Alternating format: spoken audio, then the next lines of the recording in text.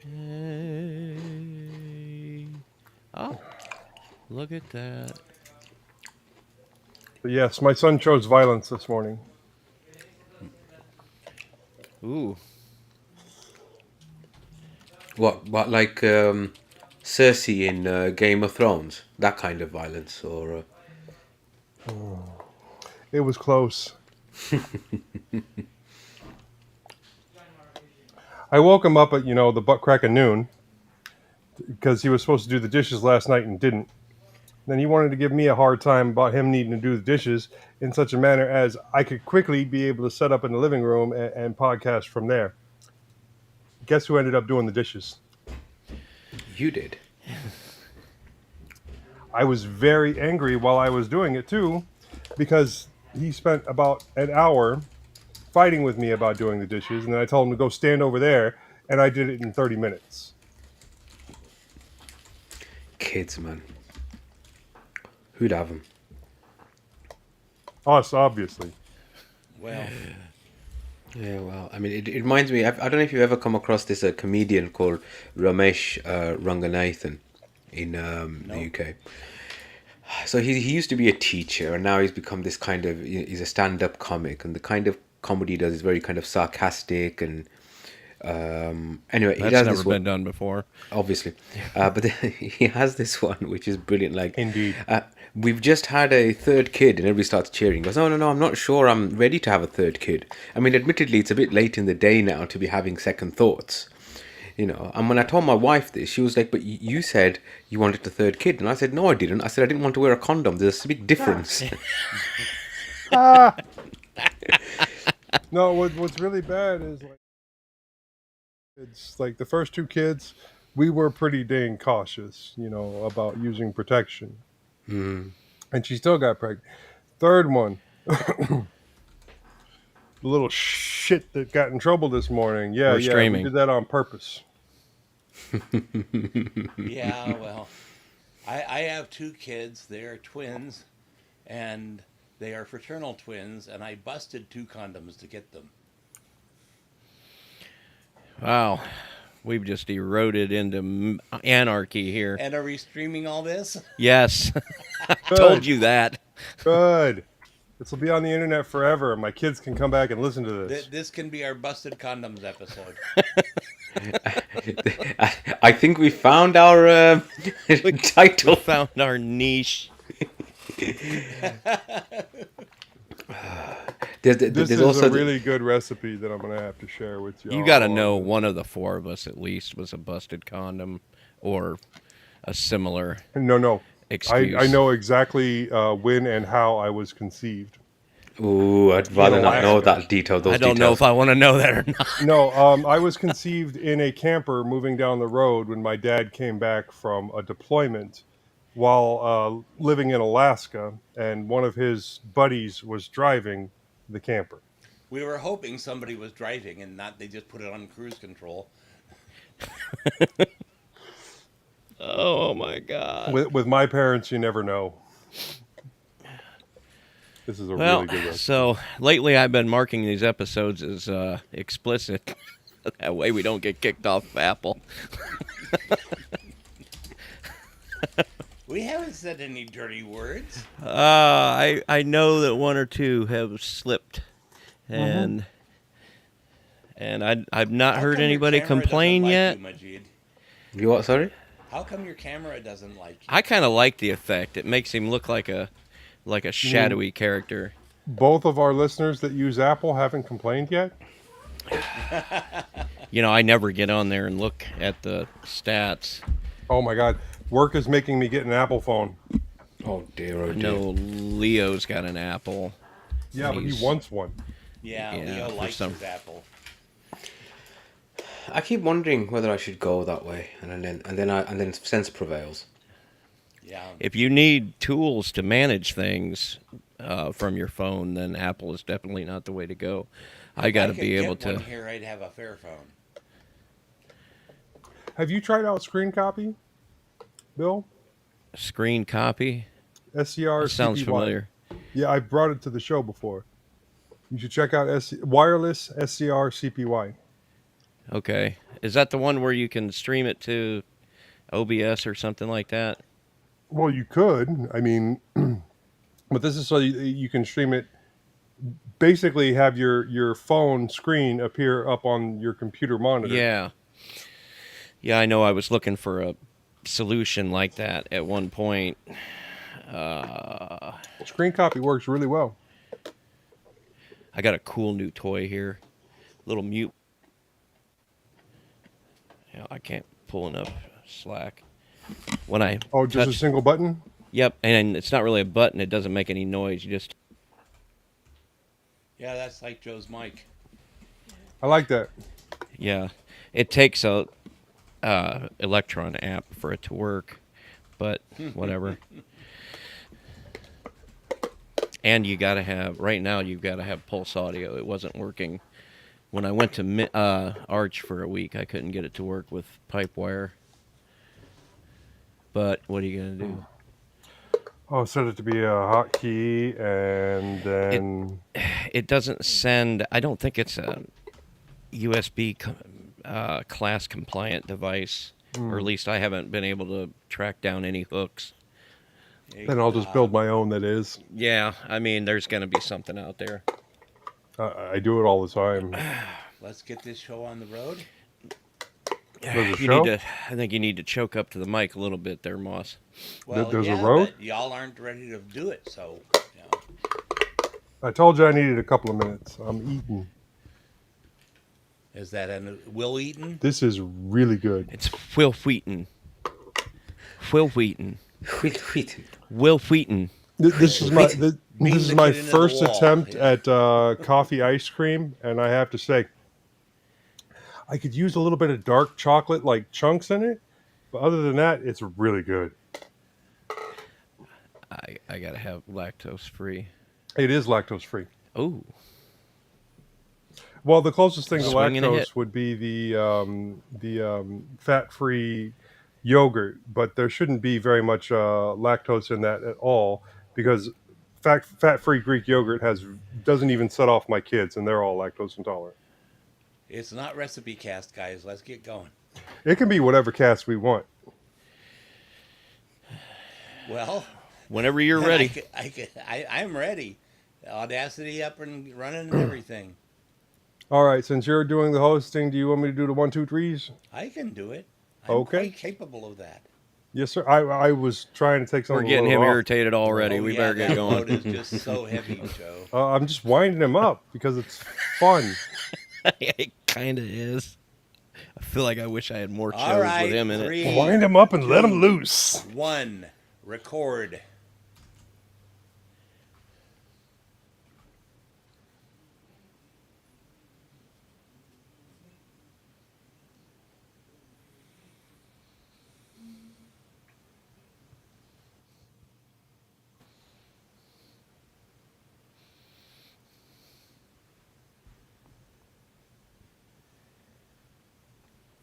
Okay. 3, 2, 1, 0. Zero. Close enough for government work. Yep. And then the heavy metal music starts playing in the background. Of course. Well, and I see my page has reset itself again. You got to click on the middle of the page somewhere. That way it stays put. No. It was, I have it zoomed in 2 stops. Oh. And it keeps unzooming. I hate that. Okay. I can't read those tiny words. Page 1 of 19. Welcome to mintCast, the podcast by the Linux Mint community for all users of Linux. This is episode 412. This is episode 412.5. Recorded on Sunday, May 14th, 2023. Whying the fi again, I'm Moss. Didn't get shot. I'm Joe. Sweet Mama, I'm Bill. Buying pies for his girlfriend. I'm Majid. First up in the news, Mint news for April, Mozilla Thunderbird is adding paid features and services, Raspberry Pi OS updates, Sudo and Sue get rusty, Flatseal gets GTK4, new framework laptop gets Ryzen 7040 series, Kingston firmware contains lyrics, YouTube tests blocking ad block, Star 5's Vision 2 RISC-V gets Ubuntu, and Microsoft wants Firefox to switch to Bing. In security and privacy, India bans open source messaging apps, quote, for security reasons, end quote. Then in our wanderings, Bill tells a story, Joe gets political, I conquered Wi-Fi, and Majid goes back in time. In our innards section, Majid is still typing, but we will talk about In our innards section, we talk about internet scams and Pymega. And finally, the feedback and a couple of suggestions. Nobody has picked news articles, people. I'll take the first one. All right, in the news. Mint news for April. And this is from blog.linuxmint.com via Londoner. We mentioned some of the upcoming changes in theming for Mint 21.2 Victoria in episode 410 4 weeks ago. In his latest blog post, Clem talks about more changes on the way. Tooltips and notifications will use account colors to, quote, be beautiful and noticeable. An update in Ubuntu's shim-signed SIC broke the compatibility of all Linux Mint and past Ubuntu and derivative ISOs with Secure Boot. If because of this you are unable to install Linux Mint, it is recommended to disable Secure Boot. The team is currently working on a fix for future ISOs. An Edge ISO release with kernel 5.19 is due this summer or winter if you're in South Hemisphere. LMDE 6 is on the way based on the upcoming Debian 12 set for release in June. With up to a month separating the Mint 21.2 and the LMDE 6 releases, work continues on hardening the security aspects of Warpinator. Interesting. Yeah, I've noticed that problem with the Secure Boot a couple of times, and I've had to go in and disable it just to get it installed. But, I mean, most of us are doing that anyway, I think, unless we're It gets to be too dual much of a booting. pain to have the secure. It does. Yeah. So, Okay. Mozilla Thunderbird is adding paid features and services. This is from How to Geek, and it was provided by Londoner. Mozilla has been ramping up work on its Thunderbird email client over the past 2 years, with another major update planned for later this year. Mozilla has now confirmed that additional features and services are in the works that will cost money. The Thunderbird team released its 2022 financial report May 9th, outlining how the project's income increased by 21% compared to 2020. Almost entirely thanks to user donations. That has helped pay for an expanded team, cleaning up Thunderbird's code and interface, and turning Canine Mail into a new Thunderbird app for Android devices. Mozilla is still expecting most of the work to pay off in our 2024 release, with some improvements appearing in Thunderbird 1.15 Supernova update coming this year. There is one surprise in the financial report, confirmation that Mozilla is working on paid features for the Mail client. The blog post explains Thunderbird is also expanding beyond the core experience you already use. We've been exploring additional sources of revenue in the form of new tools and services to increase your productivity. We're planning to introduce some of these in beta status later this year. Rest assured that we have no plans to charge money for the powerful Thunderbird experience you enjoy today, nor do we plan to remove features and charge for them later. It's not a surprise that the Thunderbird team is working on paid features, since many of the changes going into the Mail app have direct infrastructure costs, like Firefox Sync support. Beyond the usual development costs, it could also help keep Thunderbird around for the long haul, as many people are willing to pay outright for features and services who might otherwise never donate to the project. Mozilla hasn't shared any details about the paid features, so we can only speculate for now. It might be interesting to see Thunderbird partner with a hosted email service like Fastmail on a packaged product, or perhaps a paid version in the Mac and Windows app stores. Like LibreOffice, Mozilla already offers a VPN service that integrates with Firefox.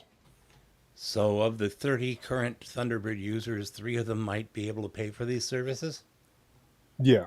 Well, if they were to add something to entice, like politicians or people that are doing like mass mailings, things like that, because Google limits how many people you can CC in one email. So if you could set something up, pay for it, $10 a month, $20 a month, where you can email 100, 150 people, I could see that working out really well. Or 300, 700, whatever the number is.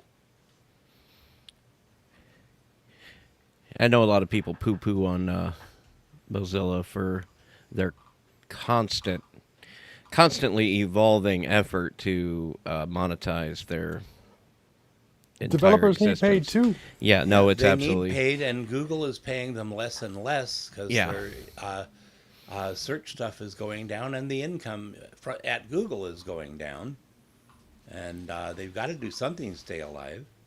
I mean, they're kind of in between a rock and a hard place in a sense, in that, first of all, they are, yeah, they have to, they have to keep the lights on. They have to have a business model, a sustainable business model.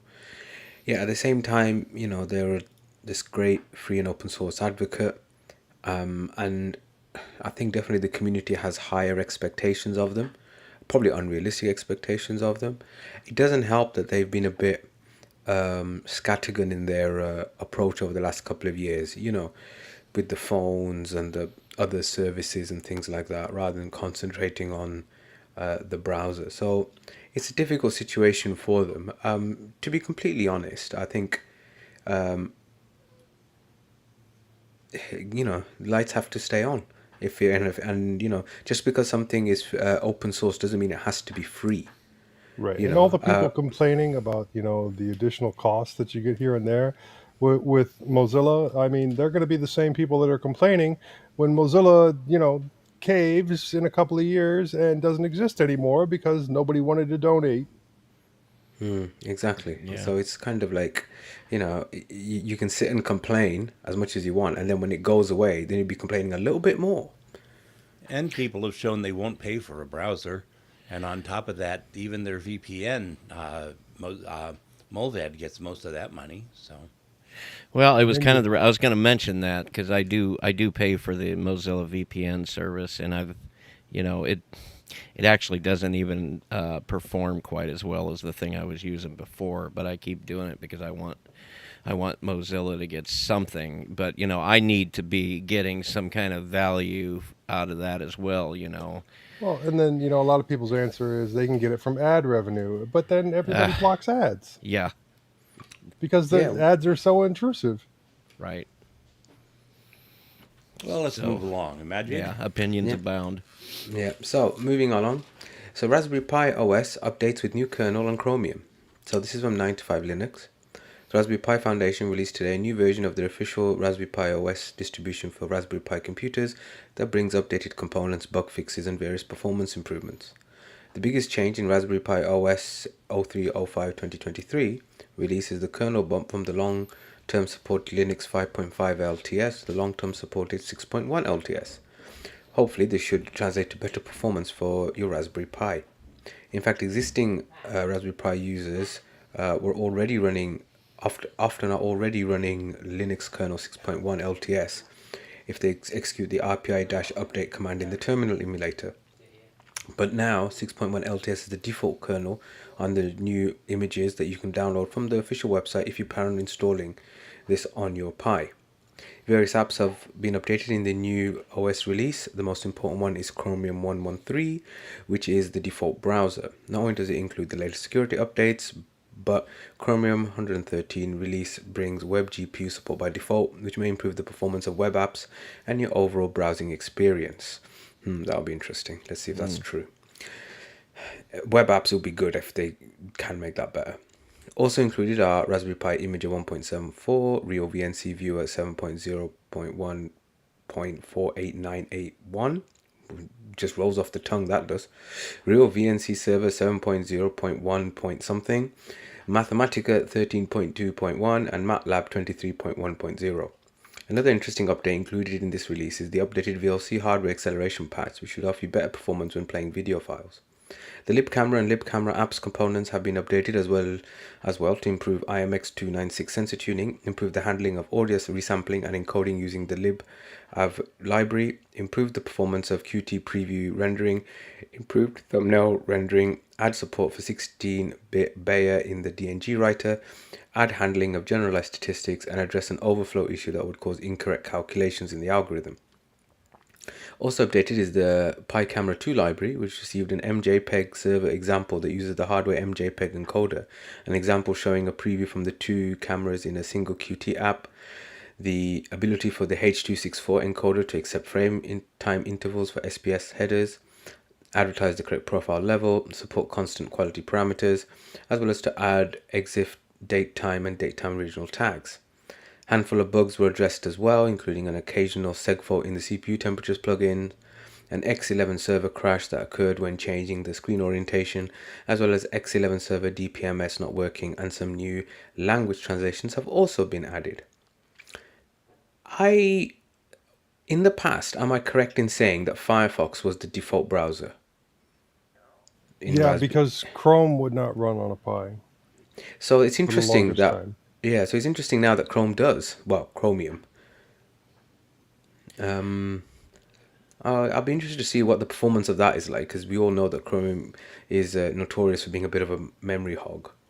Yeah, it is a bit of a memory hog, but for the longest time, Chromium with Silverlight was the only way to be able to do things like run Netflix Yeah. or Prime Video or basically any of your streaming services. So they actually had a specially set up version of Chromium for streaming. So yeah, I mean, I did install it, I did use it, but there were also like variants of Firefox. What you mean, Is like the that- Water Iceweasel? Fox and those things? Yeah, Or Iceweasel? Iceweasel. Libre Wolf. Yeah.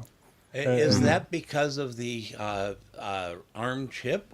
Because I'm running Firefox just fine on my i5 computer. It was an i3 previously. I'm doing streaming all the time on it. No, it I'm not absolutely is sure. because of the ARM chip. Because yeah, I stream almost everything on Firefox on an x86 system, and it Yeah. works just fine. And then I run it on one of these Pis over here, and nothing until you go and get hacky with it. And that's always been kind of the Well, Yeah, limitation. that's one reason I went and got a 386, 586, whatever it are. I do remember having the same problems with like older netbooks, but some of that I think was the 32-bit, and then some of Yeah. that was they were like Intel Atom processors or something on some of them. So it'll be interesting if this evolves into something, to where we've got parity in terms of streaming abilities with these Raspberry Pi Well, OSs and things. it would have to be the streaming companies themselves that did a little tweaking to their code, because it's all security stuff that prevents it from working there, and there's no real incentive for them because the market share there is so small. And eventually, someone will find a workaround like they did with Chromium. Yeah. But moving on, sudo and su are being rewritten in Rust for better security, and this is also from Phoronix. With the financial backing of Amazon Web Services, sudo and su are being rewritten in the Rust programming language in order to increase the memory safety for the widely relied upon software. A team from Pharos Systems and Tweed Golf, with financial support from AWS, have been rewriting su and sudo in Rust to further enhance Linux open source security. Everything's getting rewritten in Rust. It is. The Details whole- on this effort can be found via memorysafety.org. The in development Rust code can be found via sudo rs on GitHub. The milestone page outlines their plans and goals for the effort. So here we've moved away from Rust in our drives and we're moving towards it in our software. Oh, he's on fire, kids. Yeah. Somebody put I him can't out. argue with that. I think we're going to see the kernel in Rust in the next 10 years, Maybe. honestly. And I'm not a developer, so I couldn't tell you what the And then what 10 the years later, advantage is. we'll see a programming language called Rust Remover.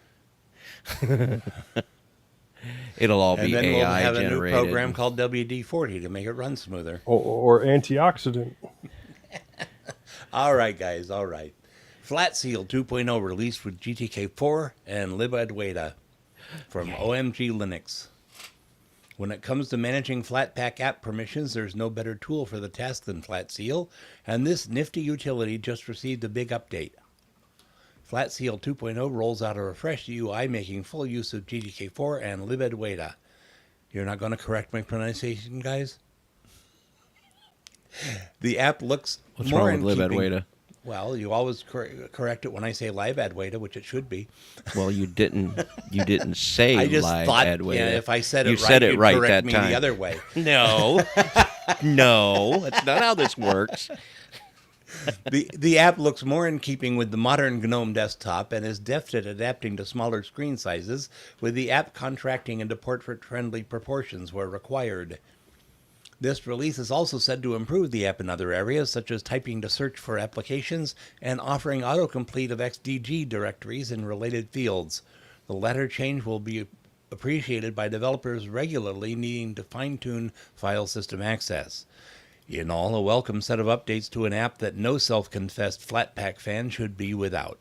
Want more details on Flat Seal 2.0? Read developer Martin Abent's blog post. You can find Flat Seal on FlatHub, or if you have it installed already and it hasn't updated yet, run Flatpak Update to upgrade to the latest release. Note, Flat Seal 2.0 uses the GNOME 44 runtime. If this isn't installed, it will be downloaded. Runtimes are large downloads, but multiple apps can make use of them, so they only need to be downloaded once. Still, keep this in mind if installed on a capped connection. A follow-up release is on the way that makes use of more libadwaita widgets and adds perhaps the most requested feature, being able to detect when apps have been installed or removed or updated while the app is open. So look out for that. Flat Seal is so necessary. It basically should come with the Flatpak package, in my opinion. That's just my opinion. Well, if it requires GNOME 44, I might be against that. Incidentally, whoever's doing the sound editing, there was sounded like crackling cellophane or something in somebody's microphone there during that story. I had mine muted, so it wasn't me.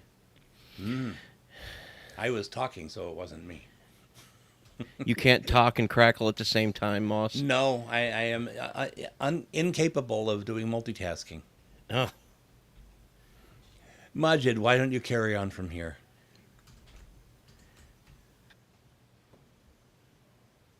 Okay then. So, we're now going over onto hardware. So, Framework laptop gets Ryzen 740 series. So this is from the Framework blog. When they announced the Framework Laptop 13 AMD Ryzen 740 series at the Framework Next Level event in March, they were only able to share a very limited set of information on what was powering it. With the processors now officially unveiled by AMD, they're able to share much more detail.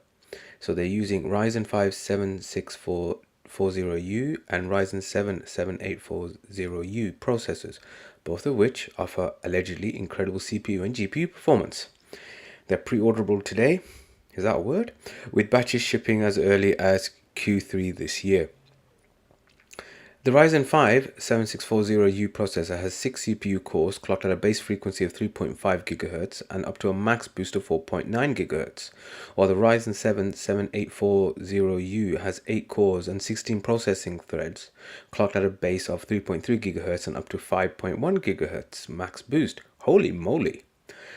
These are all Zen 4 cores, which feature AMD's fastest processor technology ever, and they're fabricated on TSMC's 4nm process node, meaning that even with such high performance, they're allegedly extremely efficient. They've designed the thermal system to be able to handle the processors at up to 28 watts continuous load if you need to do some heavy crunching as well. Ryzen-powered framework laptop users are also in for a treat when it comes to graphics performance. The Ryzen 7040 series processors feature the latest AMD Radeon 700M series graphics, the first AMD RDNA 3-based integrated graphics. The Ryzen 5 7640U has Radeon 760M graphics with 8 compute units, while the Ryzen 7 7840U has a Radeon 780M graphics with 12 compute units. This means that the Framework Laptop 13 Ryzen series can handle a range of modern games as well. And if you want to use an eGPU, whatever that is, you can do that too. This is because the Framework Laptop 13... External. Okay, I got you. External GPU. That makes sense now. This is because the Framework Laptop 13 has 2 fully capable USB 4 ports with the back left and back right expansion card slots. The front left expansion card slot can handle both USB 3.2 and DisplayPort Alt mode, while the front right expansion card can use USB 3.2. This does mean there is one expansion card slot that can't support the HDMI or DisplayPort expansion cards, and most OSs will provide a warning if you forget. You can charge your Framework laptop through any of the four expansion cards as well. You can upgrade your existing 11th or 12th gen Intel Core Framework laptop using the new mainboard, and you can use the mainboard as a standalone computer, putting it in the Cooler Master mainboard case or 3D printing your own. If you're upgrading your Framework laptop to the new mainboard, remember that you'll need DDR5 SO DIMMs up to DDR5 5600, along with a Ryzen compatible RZ616 or similar Wi-Fi card. I really want a Framework laptop. I just love this. Yeah, it's like the old days. But considering over time it would get cheaper. Yeah, I mean that's the only thing. The price is the issue, but I mean the idea of, because we've gone back so much, from the upgradability that most computers were back in the day, with soldered RAM and soldered things on motherboards. This is like the complete and utter opposite. And yeah, it just sounds great, but yeah, I suppose you pay for that, don't you? I suppose it's back to that whole it's back to the thing about Mozilla that we were saying as well. The lights have to stay on, don't they? And so even though these guys are really going forward with the idea of upgradability and sustainability and reducing e-waste and stuff like that, that costs money. And so I suppose that's the extra that you have to pay. Having said that, I think I did look at a couple of frameworks, and because basically, if you're not using Windows, which most of us on here aren't going to be, we get a little bit of a discount because we're not getting the Windows license for it. And so then it becomes a little bit more competitive in price. It's still expensive, but it's a little bit more competitive. It used to be that Windows would subsidize that cost, and paying for Windows, you'd actually pay less. Mm-hmm. I don't know how true that is anymore, though, because anymore. It seem to... But back in the day, that's the way it was. Yeah, back in the day, Microsoft was trying to make their money off of their apps, not their operating system. Anyhow, and I am one of few humans on Earth who remember why moly is holy. Why is moly holy? Remember in the Odyssey where most of Odysseus's crew got turned into pigs by the witch? Yeah. Moly is the herb that turned them back to humans. Learn something new every day, don't you? That's obscure as it gets right there. Oh, don't worry. I can get more obscure. Don't you wait. Majid and I will take you places you've never gone before. Oh, so you found a kindred spirit, have you, Moss? Man, I'm full of irrelevant information. I'm full of it. Oh, yeah. Well, let's move on then. Tell us about Coldplay, Moss. We've had I thought you were talking about mole sauce. Mole is a different thing. That's not moly. Anyhow, we've had our mythological lesson for the day, so let's move on. Coldplay lyrics hidden in Kingston SSD firmware from Bleeping Computer. What has firmware got to do with pop rock, you ask? That's the question that crossed a security researcher's mind as he analyzed Kingston's firmware and stumbled upon the lyrics of a popular Coldplay song buried deep within it. The researcher, surprised by this finding, reached out to the Bleeping Computer, disclosing the details of the firmware version and the Coldplay song. There was a graphic that went with this article that clearly showed it off the right side panel. You're seeing the lyrics scrolling over in the right. Anyhow, the researcher was surprised by I did that one. Kingston is a household name known for its flash memory products, including hard drives, USB drives, and card readers. I'm using a Kingston A400 SSD in this machine as I speak. Iowa-based security researcher Nicholas Stark reached out to Bleeping Computer after he analyzed a few bytes of an SSD controller firmware distributed by Kingston that left him astonished. Available on Kingston's official support website at the time of writing, the zip file contains a little more than just firmware, a type of software that provides low-level control functionality for the device's hardware. While the contents of the zip file hardly raise an eyebrow and contain release notes along with a working firmware star.bind file, it's what's inside the .bind that you can't unsee. Quote, I found Coldplay lyrics in SSD controller firmware, end quote, Stark told Bleeping Computer after analyzing Kingston firmware versioned SKC 2000 underscore S2681103. Firmware versions SKC 2000 asterisk typically run on Kingston's PCI Express solid-state drive products, such as the KC2000. Released in January 2020, the specific version S2681103 delivers improvements to Kingston's data storage hardware performance and security. Bleeping Computer downloaded the firmware file from Kingston's official website and confirmed. My screen just jumped. Oh, we're here.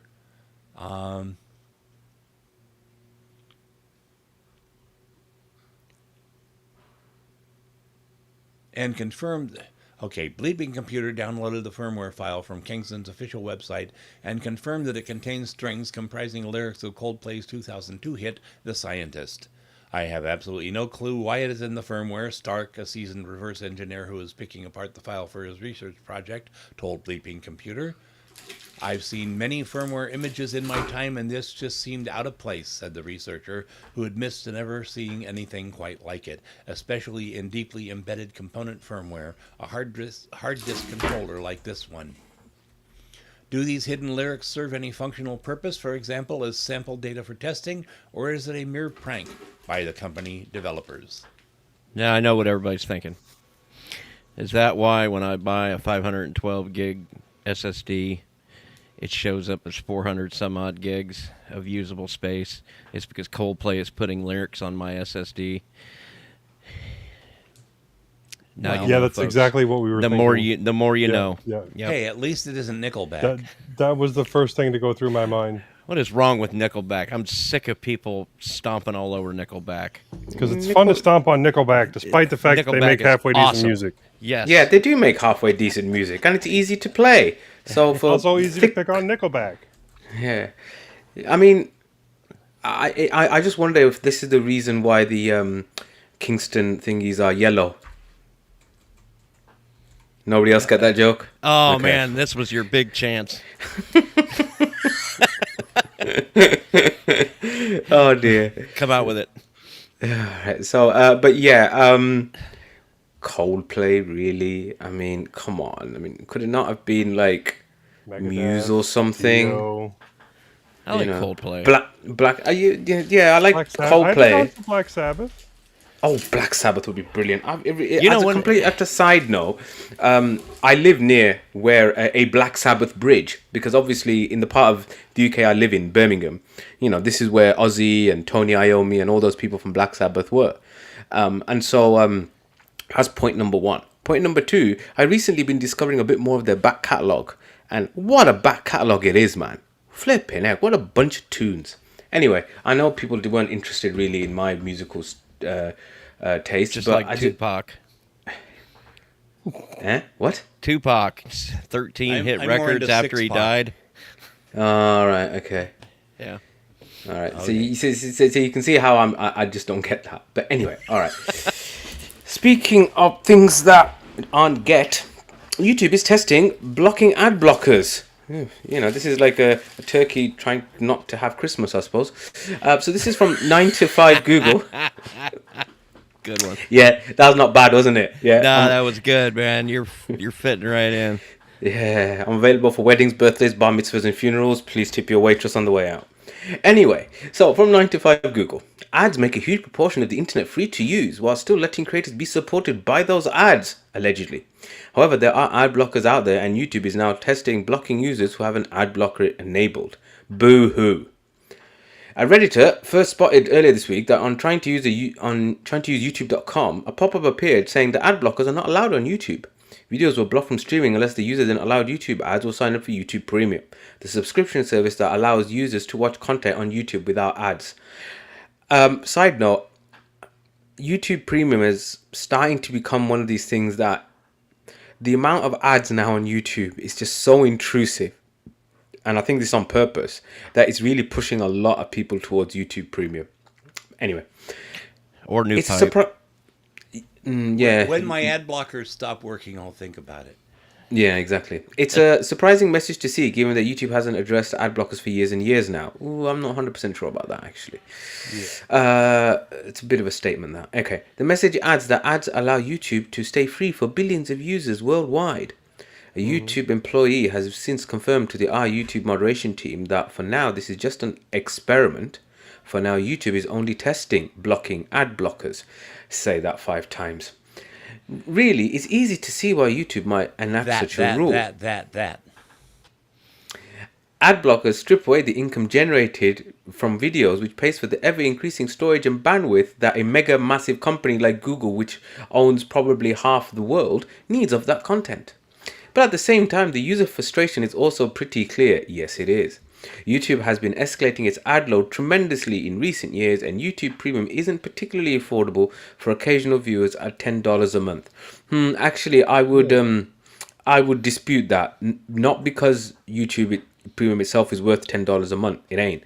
But you get YouTube Music with it, and when you think about that, you're basically getting a music service like Spotify or Apple Music and getting rid of your ads.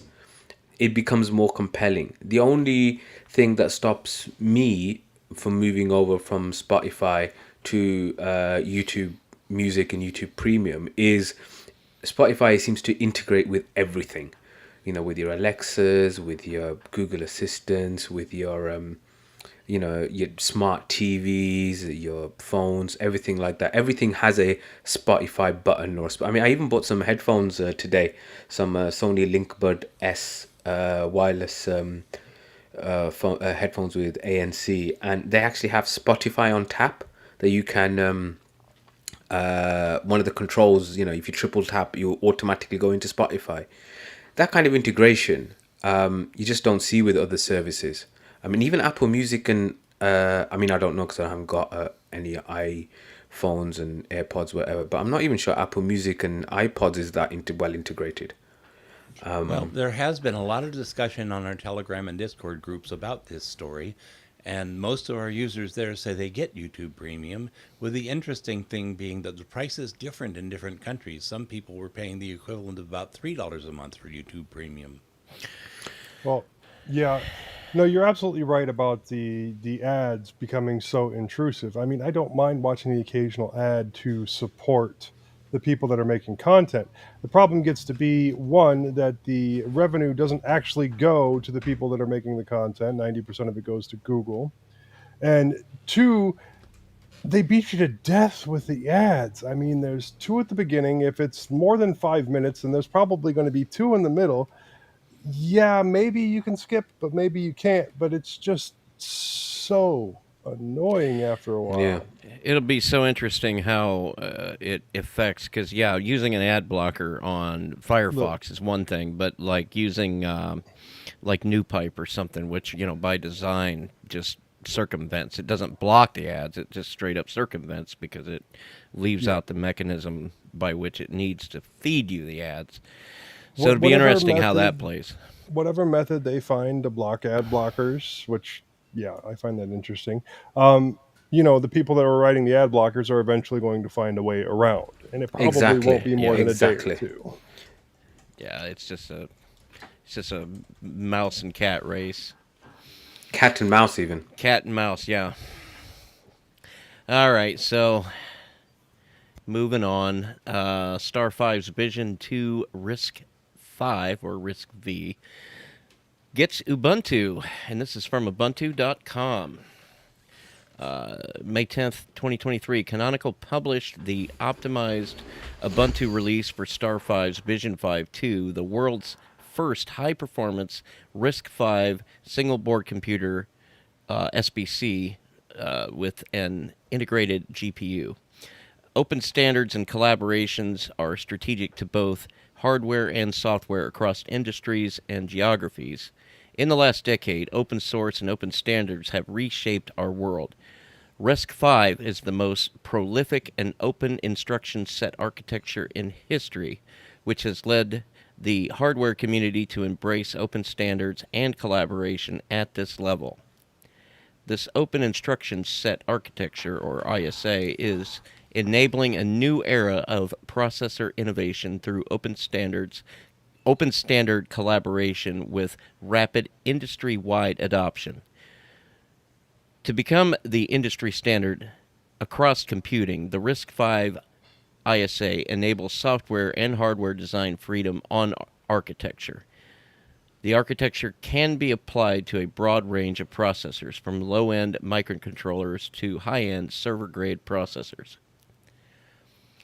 Found in 2018, Star 5 is a Chinese high-tech company with independent intellectual property rights, providing world-leading RISC-V-based products including CPU, IP, SoC, development boards, etc.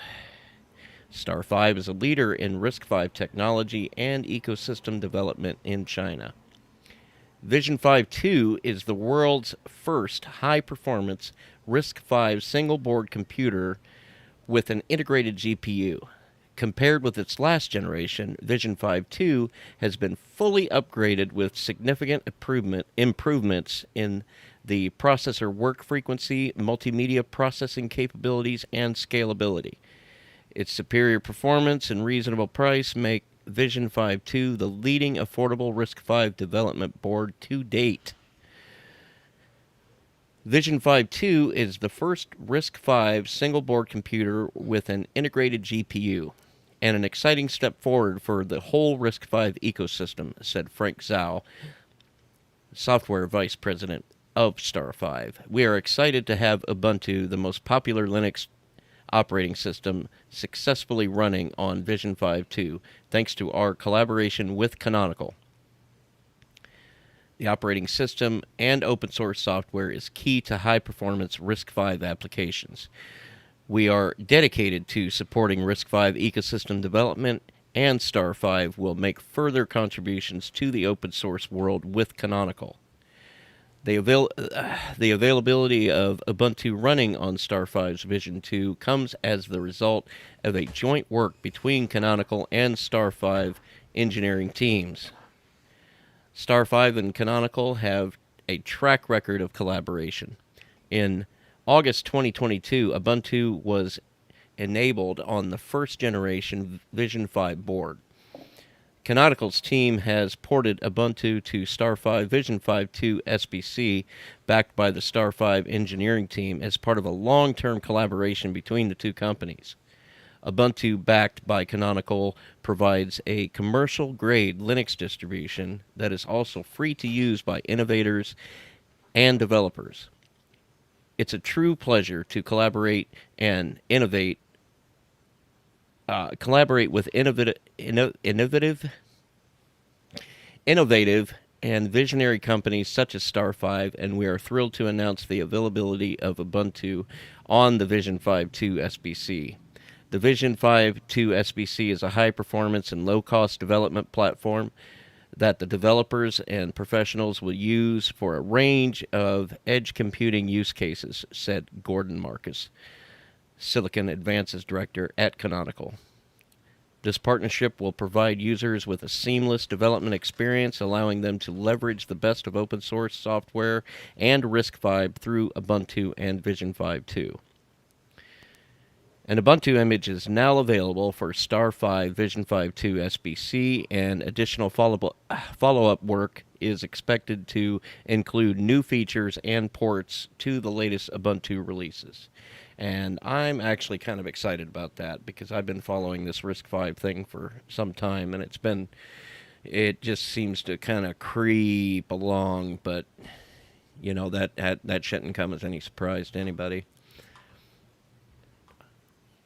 I'm not sure. Well, ARM keeps wanting to charge more for their chips one way or another. Yeah. And That's the an exotic obvious- world to do work for anyway, development work for, because of all of the different sub-architectures that are involved in that. The obvious way to get away from ARM's charges is to get a RISC V. That's about it. And that's about it. Let's go. Microsoft wants Firefox to ditch Google and switch to Bing. From OMG Ubuntu, here's a, hopefully toy, cat to toss amongst the pigeons. Microsoft is rumored to be eyeing up a deal that would make Bing the default search engine in Mozilla Firefox. The rumor, by the way of The Information, claims senior Microsoft execs hope to seal a deal with Mozilla to make Bing the default search engine as soon as this year, as the browser's existing big bucks deal with Google is coming up for renewal. Now Firefox making a search engine switch isn't new. Mozilla tested Microsoft's Bing as Firefox default search engine back in 2021, and those with longer memories may just remember a time when Yahoo was the default search engine in select countries. Despite Firefox's modest market share these days, sob, the browser remains an important part of the web landscape. It is a free open source alternative to Google Chrome across platforms, and a technical and ideologically counterpoint to the encroaching Chromium-based monoculture. Plus, Firefox remains one of the most widely used browsers on Linux. That makes any search engine switch a veritable hot-button issue amongst FOSS fans, who, it's fair to say, view Microsoft with suspicious eyes at best. But with Bing boasting AI-powered features these days, something Google is hot on the tail of, as per this week's I.O. event, there's arguably never been as much interest in Bing as there is now. Might that momentum help tip the scales in favor of Mozilla? In its favor with Mozilla? Got to be able to read, folks. It'll certainly need to offer something other than just more money for a switch like this to stick. The Yahoo deal was incredibly short-lived, due in part to Firefox users ignoring the default and making Google the default anyway. What do you think Mozilla should do? I struggle to care. If this helps you, Mozilla, to put it in there, I struggle to care because I'm just going to install it and then switch it over to DuckDuckGo anyway. Yeah, So- as another user in Telegram said, he doesn't care what they have; he'll just switch to DuckDuckGo. Yep. True, but we're not the people that they make the money from, is it? It's from true. Mozilla. The people that Mozilla are making money from are the people who are using Google search, and instead of using that, and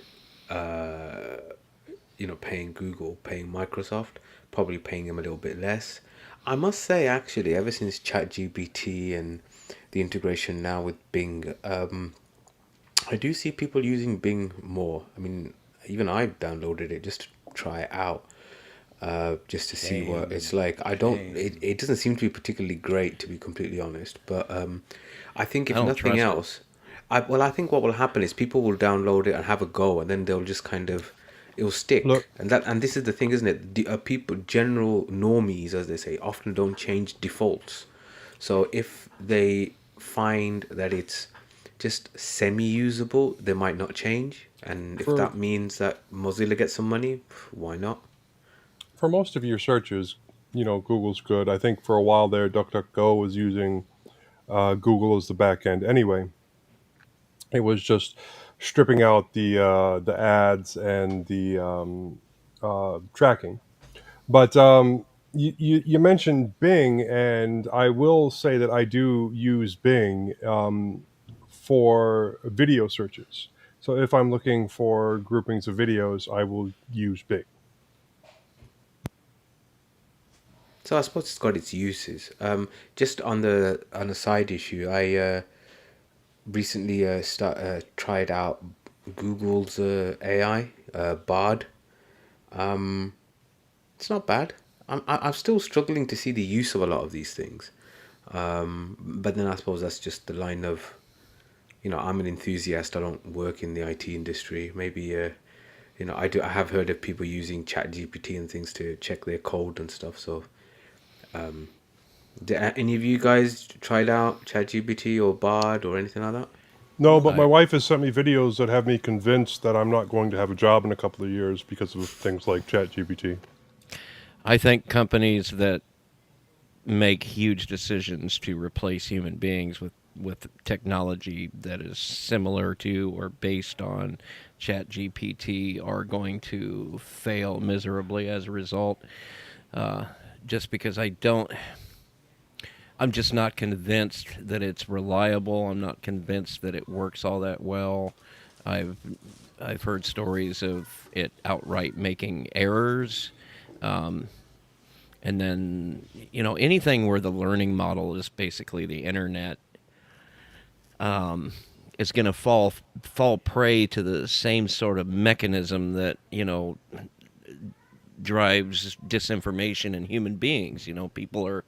People are misinformed because they're basing their knowledge on what they read on the internet. So if we create a technology that's intelligent, but the base for that intelligent is the information that's on the internet, don't be surprised if it just doesn't work all that well. Now that's, Chat I mean, GPT brought to you by QAnon. yeah, well, It's not yeah, just it's not just that aspect of it, the conspiratorial or whatever. I do think that people, put a lot of stock in things like automation, AI, yeah. computing, and the internet. In a way to save money. Or because then we need to hire less people because we can automate it, we can, etc., Well, etc. And in reality, it doesn't work that well. It causes even more. You end up needing more staff, so you've not actually saved any money. I mean, well, the recent thing I remember was about 6 months ago. My mother had to go on an emergency trip to India because somebody was unwell, and so I took her down, and we went. We were taking a. She was taking a BA flight, British Airways flight, and it was at Terminal 5. So Terminal 5 is the British Airways terminal at Heathrow. And when you go there, there's no check-in desks. Everything is, you go to a screen, you do this, that, and the other. It then prints something out. You then put your suitcase or whatever. It automatically does it, and then you go through. Now, it all sounds fantastic, but when a 75-year-old woman is doing it, she inevitably needed to get someone to come and give her a hand, and then this and then that, and then you could see there's only one person, and there's loads of people coming up saying, oh, the machine's not working, or it's not doing this properly, it's not doing that properly. I thought to myself, what are you actually yeah, I saving here? actually saw the same thing at a Taco Bell the other day. They had like taken down all of their big screens that had the menu on it and everything, and they just had this little tiny kiosk there. But then they still had all the people behind the counter because it was a new thing, and everybody was going to come up and be asking questions anyway. Well, the So other yeah, problem at Taco Bell is that you can't get the senior discount on the kiosk. exactly. You have to track down a person. And if you're going to make fun of 75-year-old people, I'm almost there. And I'm not making fun. I was just, No, but I my mum was finding it Watch yourself, difficult. whippersnapper. No, it's just that my mum was finding it difficult to manage. Do you know what I mean? no. And I thought to myself, if I hadn't have been there, she would have really struggled to figure things out because she's not, she's a I little old work lady. You know. I work in automation. I do. And automation on the back end, I think, is perfectly great, and it does provide jobs. I've always said, okay, I've had people when I talk to them about technical debt within my own company because we have different things where we will try and automate people's jobs essentially, and then they'll say to me, why would I work towards automating my job and getting myself fired? And it's like, well, the company doesn't really work that way. um, the automation that you're adding here is going to need to be monitored, and there will be other automation added that will also need to be monitored. We're always onboarding new applications. There's always going to be more work for you, and as this work comes on, we'll automate that, and you'll get new stuff, and it will go on and on and on and on. But with things like ChatGPT, I don't know how well that's going to work going forward. Well, that being the case, why don't we end the news and move on to security and privacy? So, in security and privacy, India bans open source messaging apps for security reasons, and the first company says, "Good luck, mate." So basically, this is from it's from an Indian paper, and I can't remember which one it is. I apologize, but India's government has reportedly banned, and it's from the Register as well. Sorry, I remember now. So it was from an Indian paper, and it was in the Register as well. So India's government has reportedly banned 14 messaging apps on national security grounds, including some open source services. News of the move appeared in local media last week, citing government sources for news that apps including Element, Wikami, Mediafire, Briar, BChat, Nanbox, Konion, IMO, and Zangi were banned on the recommendation of the Ministry of Home Affairs. I've only actually heard of 2 of those, but hey, messaging is different in different parts of the world. The ministry cited risk of terrorism in the region of Jammu and Kashmir, a majority Muslim territory administered by India but also claimed by Pakistan. India accuses Pakistan of backing independence activists in the region and imposed years-long connectivity restrictions that meant only 2G services were available on the grounds that it made harder for separatists to organize. Can I just make a point here? They cut off the internet to that state for about 2 years. I mean, that is just nuts. Cruel and inhuman punishment. It really was. I had friends who had relatives over there, and it was a real issue, getting hold and finding out what's going on. Anyway, sorry. This latest crackdown targets messaging apps India reportedly believes could be used by separatists to plan attacks without authorities being able to intercept the chatter. That's the logic India nearly always uses. Indeed, they're just about any government, to be fair, when shuttering networks or banning content and apps. The Free Software Community of India, a collective of FOSS users and developers, have taken issue with the banning of peer-to-peer open source messaging apps Briar and Element. The community cited reports that India banned the 2 services because they do not have in-country representatives who can be held legally accountable for activity conducted with the apps. It points out that's a slightly ridiculous position given that FOSS relies on decentralized collaboration. There seems to be a lack of understanding on part of the government on how these peer-to-peer software as well as federated apps work. These applications have been crucial for communication during disasters and are used regularly as communication medium in workplaces, the community argued in a blog post. The ban, we believe, will not serve the purpose, as there are many anonymous alternate apps that can be used by terror outfits to fulfill their purpose. And of course, the source code for FOSS projects is readily available, thus the name, making bans on an app the first move in a futile game of whack-a-mole rather than an effective enforcement tool. As timing would have it, this is free and open source software, so you just go somewhere where you can download it, and then you're up and running. Yeah. As timing would have it, the Briar's project blog last week detailed the project's efforts to build mesh networks out of Android devices during internet outages, so that messages can continue to flow even if the internet is down. When an Android or device thinks that its internet connection doesn't work, either due to a captive portal or due to certain Google domains being unreachable, apps on the device are still able to connect to IP addresses that remain reachable, and the device can still resolve DNS queries for other domains, the blog stated on May the 4th. Even though various parts of the UI indicate that the system considers the Wi-Fi connection to be offline, the system does not seem to block any traffic as a result of this assessment. For our project, this is good news. They continue. It means that even when access to the global internet is blocked, it should be possible to communicate with other devices on local networks or national subsets of the internet. While other mechanisms could still influence the ability to form mesh networks, the Android operating system itself doesn't seem to get in our way. So in other words, you want to block us, go ahead and try.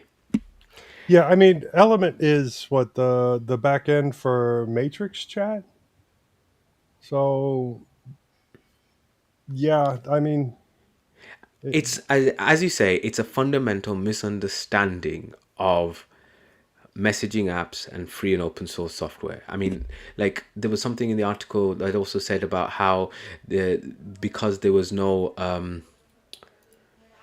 this is another article on this, that basically one of the objections that the government had was that because there was no registration and then there was no records of what was being done. And it's like, yeah, that's the point. Exactly.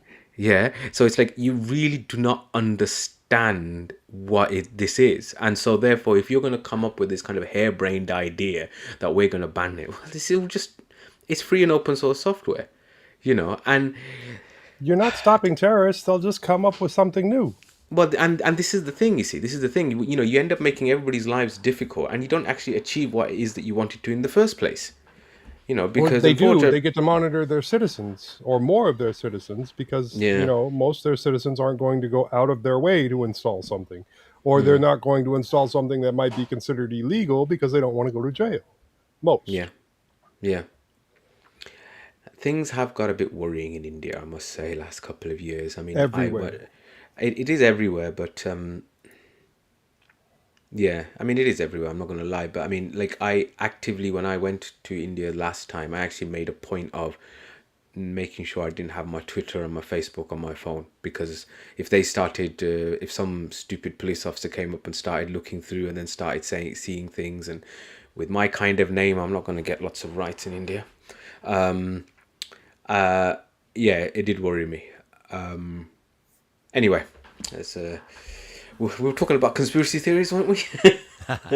Well, that's it for security and privacy this episode.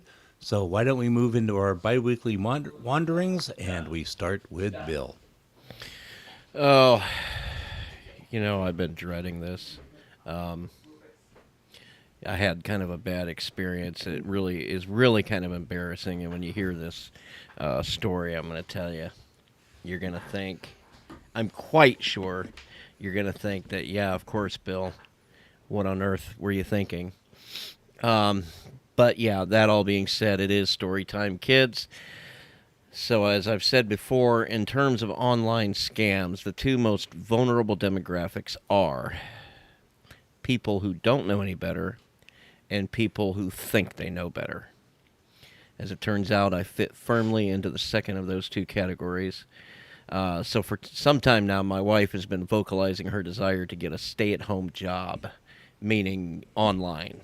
And I've resisted the idea since the beginning because I rightly believed the possibility of getting scammed was greater than the possibility of successfully finding a legitimate opportunity.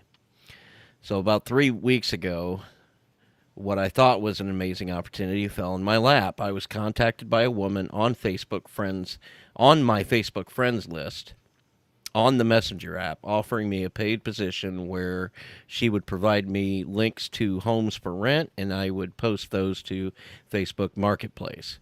I told her that I didn't have the time to do it, but my wife was looking for something like that.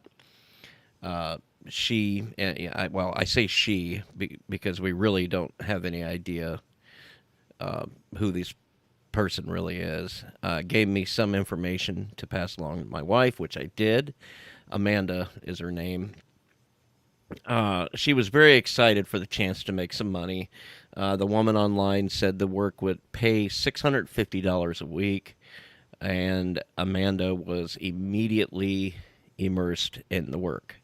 So a week went by, and it was time to get paid. When payday came, the person online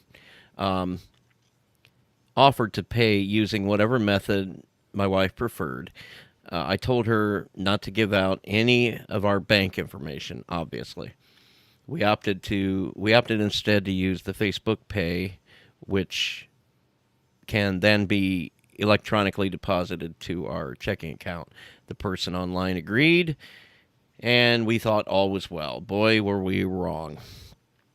The message Amanda got at first was that the person online was having trouble with Facebook Pay, and could Amanda please take a picture of her driver's license and send it to them. That was when the warning lights started going off so that they can get it worked out. This is when my spidey sense started going off. Amanda refused to send information like that, so the person responded saying that they would try it again on their lunch break. Mind you, I was being updated about all of this in real time as the day went along. Around about 12 noon Central Time, I decided to play a little game I like to play with people like this, where I pretend to be somebody working in cybersecurity and offering my assistance getting the Facebook Pay to work. The person responded by saying that they were having trouble with it, whereby I asked if there was any other payment platform they would be more comfortable using. They said yes. They prefer either Cash App or PayPal. I said, okay, we'll use Cash App. Amanda set up the account, sent them the cash tag, and I wanted to believe all would be well. And you are probably wondering at this point how I could be so stupid. If I could say anything in my defense, it is that sometimes we live in the world we wish existed instead of the one that really does. We were smart enough to not give out any information to open us up to a direct attack on our finances, but we hadn't considered much beyond that. About 20 minutes after sending the cash tag, Amanda got a message stating that she would have to send a $30 realtor fee in Bitcoin in order to receive payment for her work. It was at this point I was convinced we were being scammed. What was happening was Amanda was sharing the listings, which were fake, by the way, on her marketplace. When people responded, she passed the communication on to the, quote, person online. That person would then do a bogus online application process whereby scamming information from those people as well as a security deposit. At some point, someone got wise and reported Amanda for scamming because keep in mind, this all, to anybody that was responding to these ads, it appeared as though Amanda was the one sending the fraudulent information out there. Amanda's account was suspended. From Facebook's point of view, it was assumed her account got hacked because there was no pattern of this kind of thing happening on her account before. She needed only to set a new password on her account, and she was back to Facebooking. Oh, thank God. I can only imagine the damage was done. I can only imagine the damage that was done. I guess the old adage is true. If something seems to be too good to be true, it almost certainly is.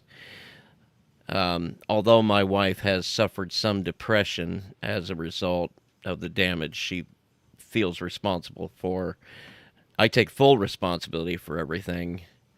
I have in this moment fallen victim to my own arrogance and hubris. Yeah, folks, if you think it can't happen to you, it absolutely can. I thought I knew better, and I was wrong. I only hope the damage was minimal and nobody sent any real money or personal information. I've got no way of reaching out to the people that responded to any of these listings. But yeah, that not a happy situation. And if Where's that big roll of tape? are you kidding me right now?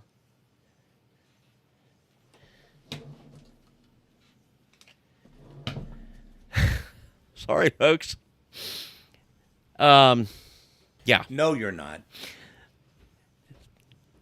So yeah. I don't know what else to say for myself. Did you actually lose any money? No, we did not, because we was not about to share, because I kind of went into this with at least enough forethought that, we're going to see how this goes, but one mistake we're not going to make is sending any personal information or any information that could lead or any bitcoins. Or any bitcoins. I mean, come on. $30 a Bitcoin? How much is that? 0.000011? Yeah, and I remember I was talking to this person too, because this person was communicating with me, and I was saying some things back and forth, and I got angry at one point and pretended to know. I always assume these people are not in the United States, so I acted like I was a cybersecurity specialist, and I was tracking them down. I said, well, it looks like you're not even in the United States. And then they immediately blocked me at that point. So that I was probably onto something there. Facebook seems to be the place now for scams and getting screwed over. It's interesting that you've mentioned this because I'm selling some stuff on Facebook Marketplace. I mean, I've got some listings on at the minute, and even in the past as well. Amount of people that come up and then say, "Yeah, I'll pay. Oh, I'll pay this. I'll pay that. Send me your email for PayPal," and then you get this really dodgy looking email saying, "This has been transferred. You just need to, send this or send that, or I it's okay transferred if too it." much money. Please send this much back.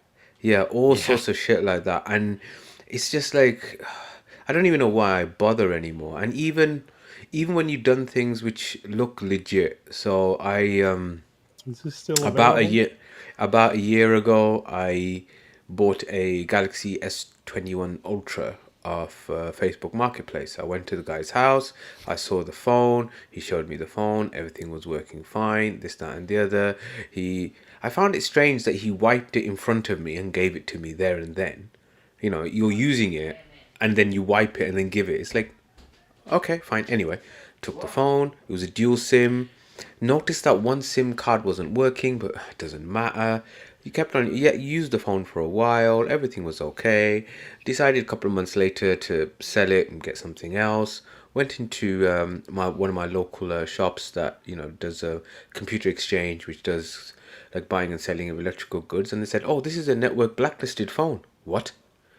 And that was why one SIM wasn't working because the guy had sold it to me, then reported it lost or stolen. The network had then No. blocked the thing, but because the other SIM Well, card side was working, I was still using it, and they were like, "Well, this is just a paperweight now. You've got nothing you can do with it." So it's like, That could have he been just quit also, paying for it. yeah. He still owed on it when he sold it to you. probably that's happened as well before. So it's like, it's like it's just the worst shit happened. I mean, yeah, I mean, and I've got even worse stories of being scammed out of a couple of grand in a business scheme over the internet as well, which I'm still working extra to pay off now. So yeah, it's So that I thing don't of I don't feel so bad now. Smart the, people get scammed. It just well, I've just assumed that I'm not very smart, really. but you absolutely are, and the problem with that is that Aren't the you a more doctor? yeah, well, And you the don't think more you're smart? they get you that way though. They get you if Guys, you yes, don't know, exactly. they get you if you do know because you Yeah, think you know. The more you do know, the more you think you know, and yeah, they got you. exactly. And they use you as a, like in this case, we were used as a proxy basically Next, you're to. just going to say the words just get a little big. But I mean, that's the interesting thing about it, and what bothers me is that it's getting to the point where I'm surprised when something's not a scam anymore. Honestly, I think the other thing is that when it comes to money and you can be flipping Albert bloody Einstein, yeah, but your rational mind goes a bit out of the window and yes, it becomes emotional. And you look and especially because let's be honest, everybody's got some kind of money issue, in some way, shape, or form. And when you see something and you think, well, it's too good to be true, and they think, yeah, but what if it is true and I could pay this off and Got to get in then I on the won't have ground to. floor. Yeah, well, it's because that. you hear these silly stories about people that are making it big, and this Yeah, Because opportunity they fell took in their lap. chances, and Yeah, yeah, so small and amounts of and money and leading to yeah, large gains. yeah, and it's like the reptilian part of your brain, when it isn't connected to rational thought, kind of takes over, and it becomes kind I of did emotional. just admitted to being lizard people. But you understand what I mean, though. The yeah. idea that it's kind of like it somehow bypasses the important parts of your brain. Yeah. Because if you say if you We because also even know in order to like transition from middle class to upper class or from lower class to middle class, there has to be some kind of massive thing that basically happens there. Yeah. It's not I can grind this out. It's no, I have to do something like winning the lottery. Yeah. yeah, yeah, Lately, the last 2.5 weeks, I've been getting 30 or 40 text messages on my phone. Text messages Yeah. Oh, for yeah. someone who isn't me, isn't even male, but isn't me. And the only way to respond to them is to click on a link. And I said, I'm not that stupid. I have no idea what clicking on that link will do, but since it isn't naming me in the first place, I'm not going to click on that link. But it's not just digital. I mean, it's just outright phone calls. We get calls all the time for people trying to pass themselves off as our electric company, saying, they come up with this elaborate story about some balance from 2 months ago didn't get paid or something, and they're gonna. So, the bank thing that I was telling you about, the when I got scammed a couple of years ago, I actually started getting phone calls from, and the phone even said the number came up on my phone as my bank's number. And I'd pick it up and they'd say, yeah, we've been trying to transfer this money to you, but we haven't been able to transfer it, and this, that, and the other, and there's some issue, but anyway, it's okay, you can you can Log go into ahead this and do it. website and give us Yeah. all your information. Yeah, My and answer then, would be, send me a check. Yeah. yeah, so it's kind of, yeah, some of these are quite elaborate. They do find people, they do make it sound like it's something real. And to the extent that now when I do get legit calls from, say, my bank or whatever, I'm actually really suspicious. I'm like, well, how do I know you're my bank? Look, Bec- that's part of like cybersecurity 101. It's beat into my head every year by my company. Don't trust links and emails, and don't trust people that call you. If your bank calls you, if your electric company calls you, be like, okay, thanks for informing me, I'm going to call back. And then you call the numbers that you know. But that's not to say that, I've never fallen prey to some stupid crap. But that is just something that was pounded over and over again every year in my head. If they call you, you need to call them back on numbers that you know, I was exactly. not on the watching a number that they TV give show. you. I was watching a TV show recently where a guy said he was moving to Nigeria because he had to keep tabs on this prince that owed him money. My God. Do you get the feeling that there is actually a prince in Nigeria sitting there going, I've been trying to get rid of this money and nobody's I don't think they have a answering my-" royalty system in Nigeria. They do technically, but anyway, but yeah, I know what I mean. I'm just joking around, but yeah. Anyhow, Bill, you still have a paragraph to go, and your family is bothering you. Yeah, sorry about that. So to finish up here and gracefully steer us away from the story of woe and intrigue, I am slowly migrating the websites that I manage from the Raspberry Pis to Docker containers on the two big x86s behind me. This will offer slightly better performance and make the job of managing these servers a bit more streamlined, especially when I'm on the road, which, sometimes I run into things that I have to fix when I'm on the road. And it's fewer physical devices that I've got to SSH into. So far, I've moved linuxotc.org, my personal blog site, and 3ftpodcast.org into Docker containers, where I'm watching the performance for a couple weeks before I move mintcast.org over. I'm being a little bit more cautious about that. As it is right now, mintcast.org is running on this Pi 400 beside me. And it works fine. But again, it's one more device. But I want to make sure that it's going to be okay before I move. Mintcast.org's got a lot more. There's stuff dating way back years ago on that website. There's a lot more media content, and a lot more people hit it on a daily basis than the other website. So I want to be more cautious about that. I don't know if you saw that email the other day. Someone sent an email about the RSS feed had reverted to the local email address again. I saw that email.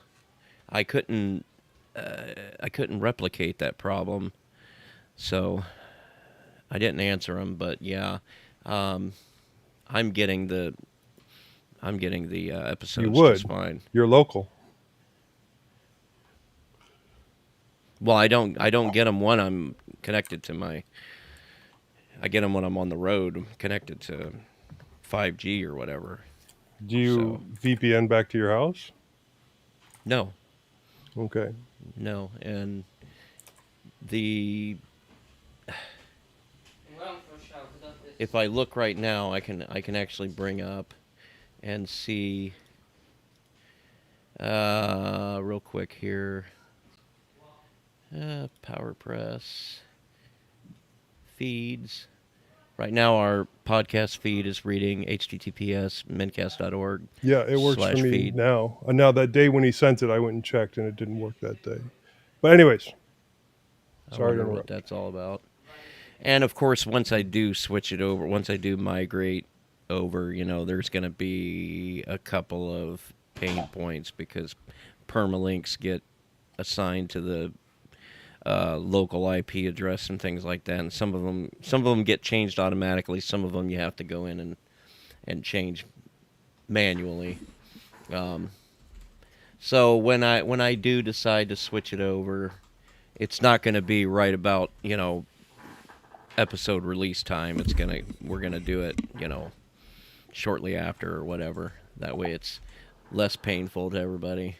But it'll mean that instead of having 6 devices that I've got to maintain and keep up to date, it'll just be 2 devices that are just running Docker containers. And a bunch of containers you got to keep updated. Yeah, but I've had nothing but good success with all these containers. Basically, everything I got running from the audio bookshelf to the Jellyfin server to right down to the Pi-hole. Pi-hole is a little bit more complicated because it's a DNS server, but everything else runs great that way. It's worth learning how to use that technology just so that you've got more access to more things. You can literally use one server to run several 20 different servers. several different servers. Well, lots of different services, from media servers to websites.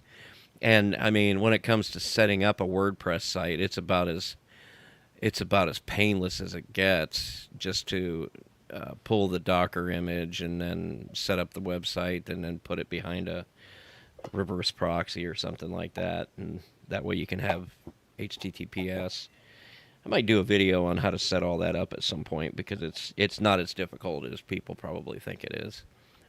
But it's worth learning Docker to begin with, and there's plenty of good tutorial videos and things like that on YouTube teaching you how to get started and teaching you how to make the most of it. Because you're gonna want like Nginx Proxy Manager to put all of this stuff behind. That way it can handle all of the certificates for you, and then it automatically updates them and everything like that, and you don't have to worry about anything. It runs automatically.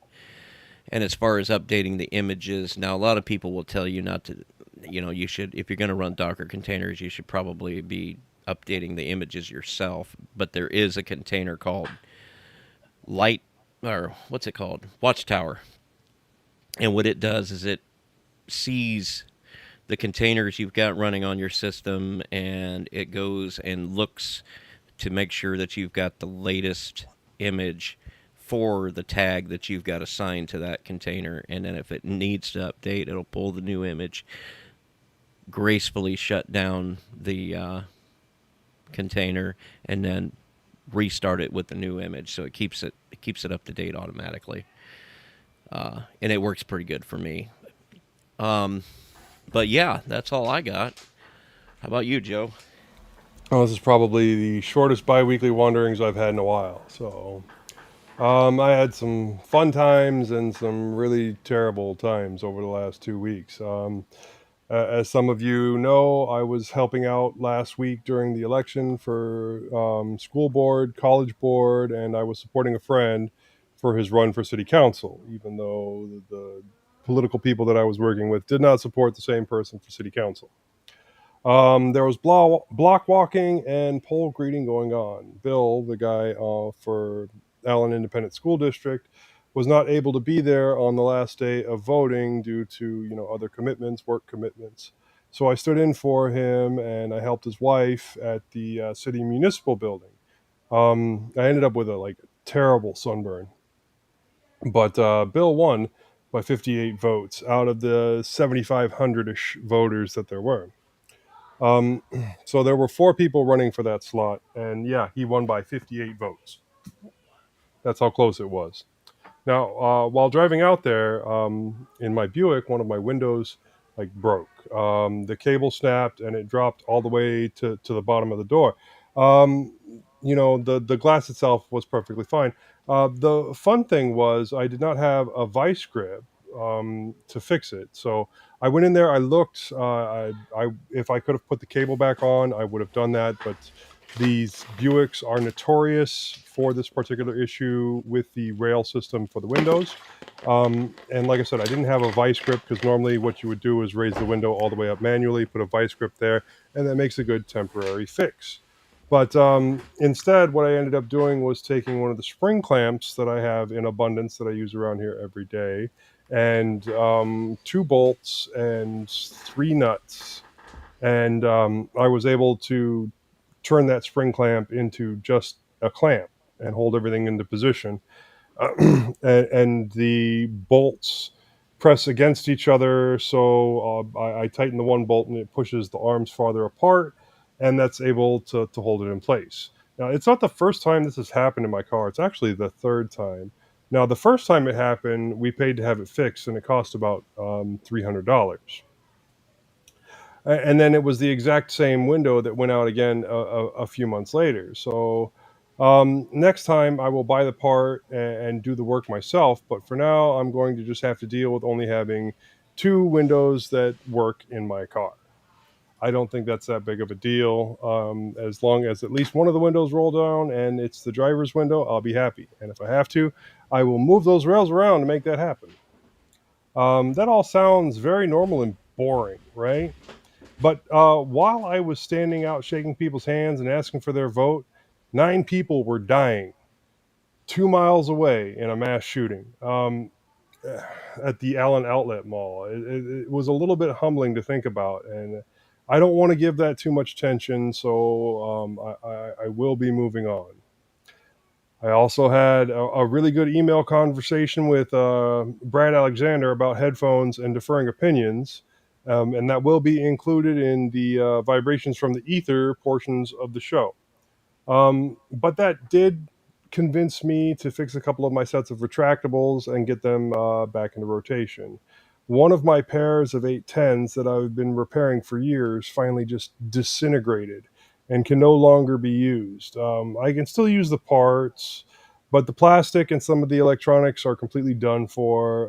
The spools where the drivers connect are still good though, as is the battery. And I'm probably going to use the battery in one of the pairs of 820s that I have. Now, I was also able to get a couple pairs of the 820s working, and one from the 1100 line. I think it's an 1120. I had to replace the MMCX connectors on the 1100, and because it had internal shorts on the connector itself. But I like how everything turned out with that one so far. I think I'm wearing that one right now. Still, I did get the 2 pairs of 820s working and the 1100 pair. And I still got a couple of other pairs of 810s to work on. And I tried out a pair of 830s, but then, I immediately lost them afterwards. They are still completely unmodded and in my bedroom somewhere, and I'm not really a fan of the controls, and I don't remember what lot I got that in. On the 3D printing front, I have not done much. I printed a can holder for Jackie and some other hairpins, and that's really about it. Everyone has enjoyed the hairpins in the house. I have fielded.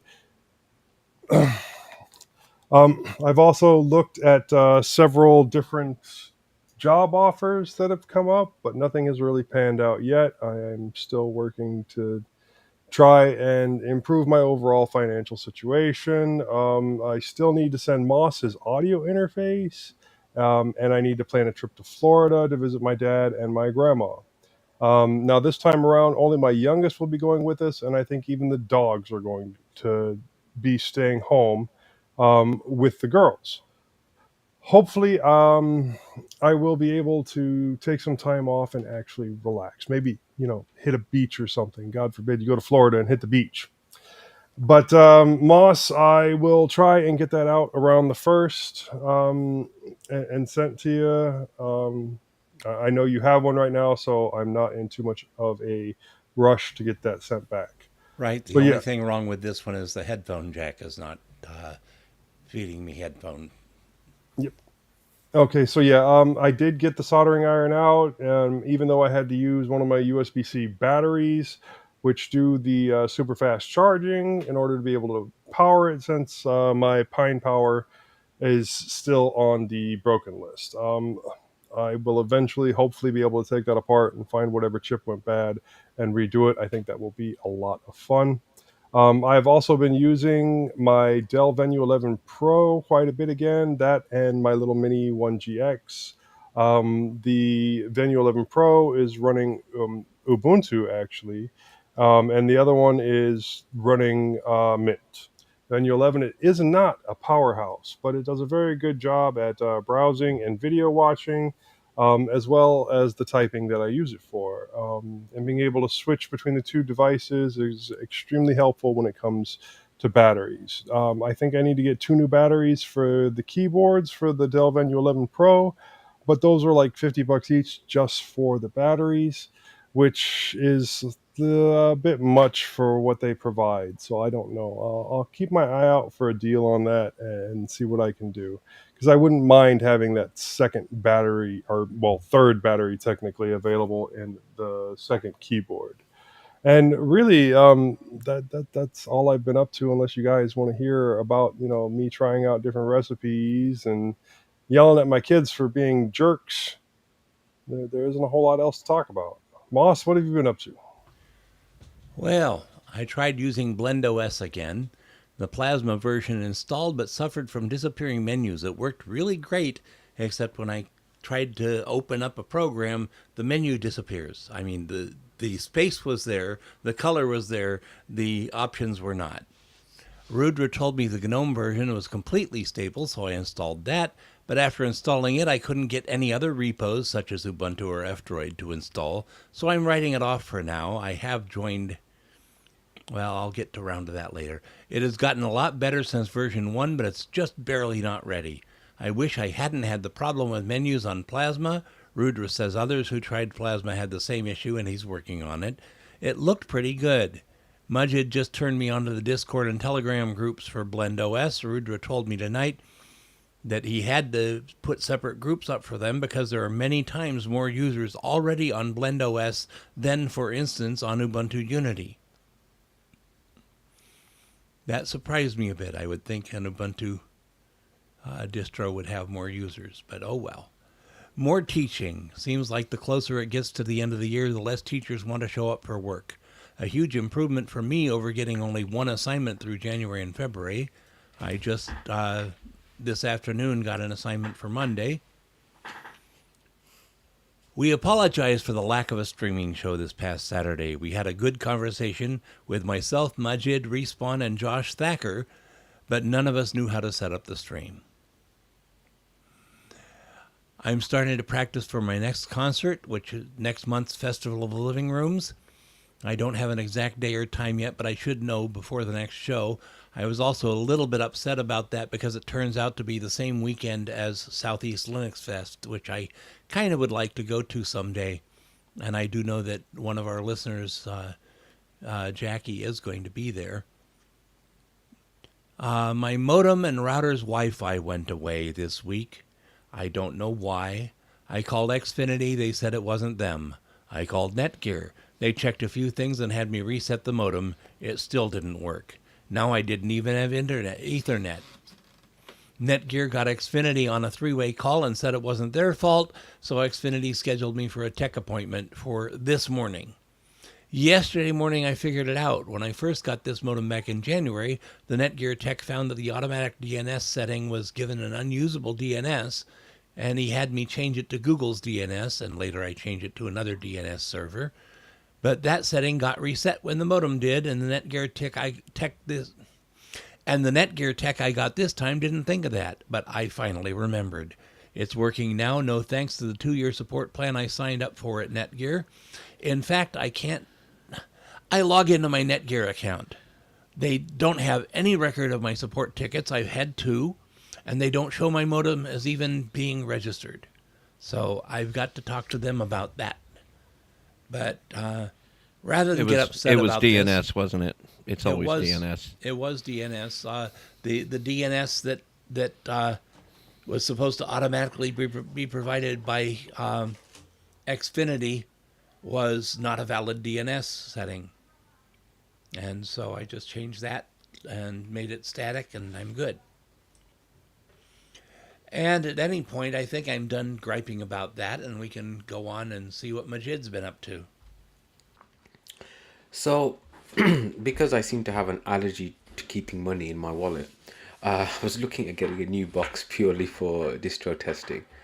Will antihistamines fix that? Because I have that same problem. I think wives generally fix that. But anyway, some I have reasonable... one. It doesn't. Okay, fine. Actually, neither does mine, to be honest.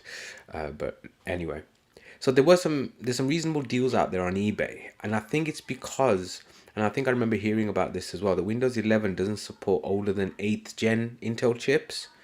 I think it's something to do with the TPM and the secure boot. So there seems to be quite a lot of 8th gen i5s and i7s around. So I'm tempted by that. I haven't done it yet. I need to sell some stuff, which I'll get to in a second. I tried out Pimeager, which is not me feeding pies to my girlfriend. It's something else, which I will talk about a bit more in the innards. So I'll get to that in a sec. So my son got a new phone, and so I wanted to sell his old Pixel 4, which was running Lineage OS. I thought the best way to try and sell it would be to flash the stock Android 13 images from Google, and they do seem to have a relatively straightforward tool for doing that. And it seemed like a pretty painless procedure when I read into it. I started doing it on my Windows box and then realized that it would be much easier on Linux because a lot of the drivers aren't required and you don't need to do that sort of stuff. So when I did, so I put Linux, I tried it on my Linux box and I didn't need any setup or anything at all. But I kept having ADB access issues and I wasn't sure why. So I did a bit of Googling. So first I thought it was a browser issue because I was using Firefox. Apparently there's a known issue with the Firefox Snap on Ubuntu, and the box that I was using, because I do use Firefox but I don't use it regularly, I hadn't changed it over to the Deb or the Flatpak, so it was the Snap. So I thought, okay, let's try the Deb Firefox. Tried that, then found out that the issue is Firefox in itself, not just to do with the Snap, and it would only work with Chromium-based browsers. So I then tried it with Brave and Vivaldi, which are my browsers of choice when on the Chromium-based side. And it still wasn't working, just random errors. And then at that point, I just wondered if it was just a Linux thing.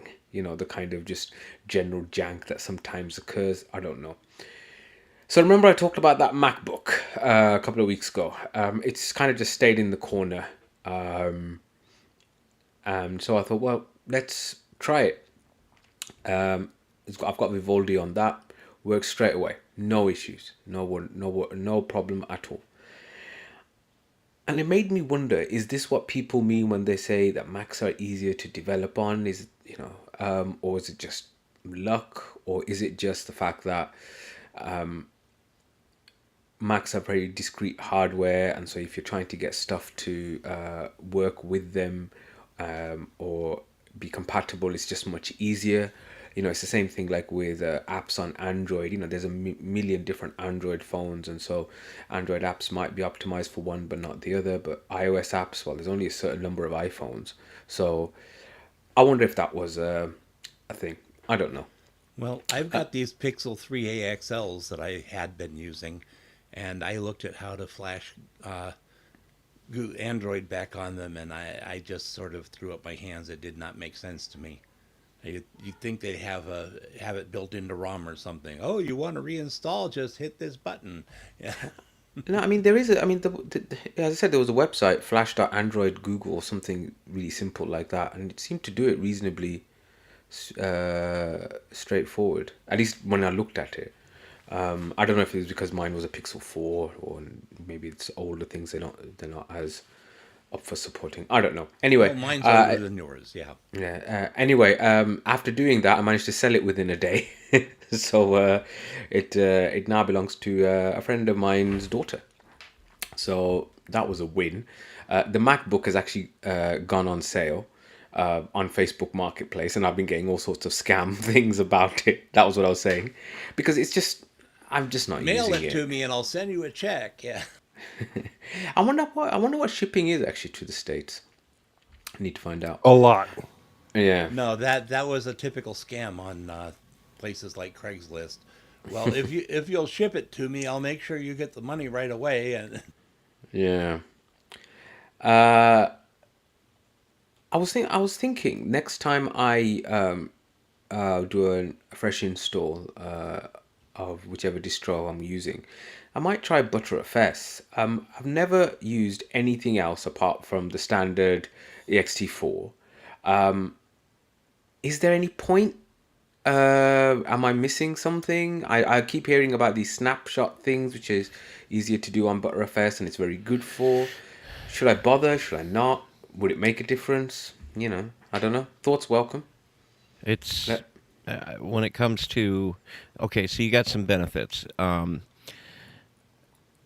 If you're using SSDs, the SSD will literally last longer because it's a copy on write file system, which means a couple of things. It means that you are not changing anything except for the bits that are changing. Because with some file systems, when you write to a file, you literally rewrite the entire file when anything changes. With a copy on write, it changes only the bits it needs to. The other thing is that when you're writing files, it uses caching in your RAM a lot more efficiently, and it doesn't write until it has a sufficient amount of data in the RAM, and then you can actually even change the commit level of the ButterFS system to where it will commit at a higher ratio or a lower ratio in terms of timing, depending on how much RAM. I mean, you kind of get more benefit out of it if you've got a system with a little bit more RAM. The snapshotting also takes advantage of the copy on write, because what it does is it puts a snapshot is basically not a direct copy. It's more akin to like a symlink or more akin to a hard link, because as you delete things, if you create a snapshot and then you delete things however way it happens from the rest of the file system, it remains in the snapshot, because what you had done is you had taken the snapshot of that file system at that moment. So then if you then go and start deleting things, well, that's when your snapshot starts getting bigger. So your snapshot is only going to get bigger as you delete things in the file system that it links from. Okay. So it's best, it's useful because it's like basically automatically collecting the data, and then if you have if you do a upgrade or something and something catastrophically fails, then you can roll back to that snapshot, and basically you've got your system right back to the moment. Now, stuff doesn't get taken away. If you add stuff to like your home directory or something, that's also, that's not information that you've lost or data that you've lost. It's a tool to keep you from screwing yourself over. So it's beneficial. Also, it's worth taking time to learn how to manage subvolumes, which is also another component of ButterFS, where they work kind of like directories. They work kind of like partitions, but it's a partition that is directly managed by the ButterFS system itself. So you can create ButterFS. You don't even need partitions for ButterFS. It can just sit in the root volume of the file system. I'm going off on this, I know, but then you can create subvolumes, and then you can, on your FS table, you can mount those particular subvolumes to wherever you want them actually mounted on your file system. Like you can have a subvolume for your root, you can have a subvolume for your home directory, and then those subvolumes can be snapshotted individually, or they can be left out of snapshots to keep, the size manageable. So it's worth learning. ZFS is similar in a lot of ways. It's just not. It's included with Ubuntu, but it's not in the Linux kernel like the Btrfs file system is. But there's a lot of similarities between Might the try it two. out. Yeah. Cool. Outside of Linux and technology, I've been getting back to my Islamic theology and jurisprudence lessons with my teacher. I've had a bit of a hiatus for Ramadan, which is interesting stuff. I always feel like I gain some insights. At work, I've taken on 2 management roles, and I don't think that was the best idea. I'm the lead for pediatric anesthesia, and I'm also the educational lead, and I think that probably wasn't the best idea to take both of them on. So my way of doing it is to actually cut down some clinical sessions. It will mean a pay hit. So let's see if I can afford it. More responsibility and less pay. You gotta love it. Yeah, I need to see if I can afford it, especially since my wife has decided that it's spring, and so we need to do home improvement. Home seems fine to me, but anyway. There was a small matter of a king being crowned last week. Was so there? We We hadn't heard. Yeah. We had a bank holiday as a result, which, hey, any day, free day off, I'll take it. I don't mind Charles, actually. He's a bit wet, but he's all right.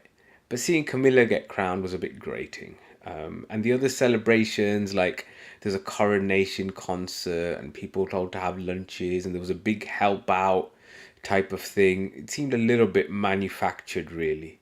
I didn't...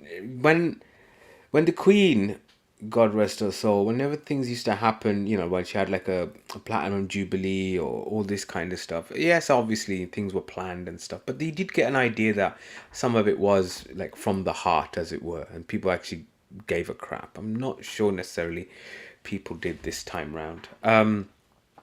It seems the real star of the show was a member of parliament called Penny Mordaunt. She held the king's sword, which was this bejeweled sword, which was it's about, I think, 8 kilos or something, and she held it for 50 minutes. Like a proper sword like this. Do you know what I mean? I mean, she was wearing an outfit which looked like it came out from The Handmaid's Tale, which did accentuate her curvaceous figure. Shall I put it that way? Well done. And so there was a lot of jokes going around that this was the Pippa Middleton bum moment of the coronation. So for you Americans who don't know, when Prince William We do. got married, okay, I was just going to check that. When Prince William got married to Kate Middleton, all the talk was about Kate Middleton's sister Pippa Middleton's apparently quite fetching rear end. I mean, obviously Apparently. I didn't look at Really? I mean, I didn't look at any of that kind of stuff, Nah. obviously. But At least not when your wife was watching. Right. damn right. There were so many jokes about Harry and Pippa Middleton's backside. Anyway, in the days before Megxit, Anyway, I too can be political. And I'm very happy that after some state elections in India, the Hindu nationalists, stroke fascists, depending who you talk to, have lost in Karnataka. So I'm quite happy about that. They need to lose in a lot more places. Damn right, I hope so, man. I hope so. I really do. Cool. So that's my bit done. Well, stick around because you're going to be talking to us in just a moment. But that does it for our biweekly wanderings. Let's move on to Linux Innards. I hope you got a glass of water, Majid. Okay, then. So, if anybody was paying attention to the on my first episode when I talked a little bit about how I got into Linux, you might have figured out that I was a big Amiga fan. Amiga, by the way, it means girlfriend in Spanish, apparently. And so that's why there's loads of jokes about Girl females that and is a friend, like friend that is female, not like girlfriend. Yes. Exactly. okay. Because amigo is like a Yeah, guy that amigo, is yeah. a friend. Yeah. Yeah. So I often do check out retro channels on YouTube just to uh, see what's happening in the old Amiga sphere and what's going on, and sometimes get like themes that make my boxes look a bit like retro Amigas, things like that. In the past, I've used WinUAE, which is a Universal Amiga emulator on Windows, and I've used RetroPie on some Raspberry Pis to run some Amiga games. I even bought a Amiga Forever machine, which was like a small. It was basically like a single board computer. It was an A500 kind of case, but much smaller. And I was preloaded with like 25 or 30 games or whatever. And I also contributed to the Amiga Forever project by Cloanto. So I recently came across Pi Amiga, which isn't about Raspberry Pis for your female friend. It's a workbench replacement for the Commodore Amiga, which is built for Raspberry Pi 400. It's based on the classic workbench and Scalos workbench replacement, and the user provide ROMs are what make it work. There's a couple of links in the show notes. One of which was a guide on how which I used on setting it up. So the main advantage of Amiga is that you get a ready setup disk image containing everything you need to get running and playing games or other applications. The recommended hardware is that you use a Pi 4 or Pi 400 with a proper power supply. You need about 2 gigs of RAM, have a mouse, an SD card of 64 gig is recommended, and a 1080p display. So first you download the Pi Amiga image, which doesn't come from a specific. Well, it does come from a website, but it's not. It comes as a torrent. So use whichever BitTorrent client you have, and it's compressed with 7-zip, and so it requires appropriate decompression. Now, the Amiga BIOS was known as Kickstart ROM, and Pi Amiga is shipped as non-working, and it doesn't have that Amiga BIOS.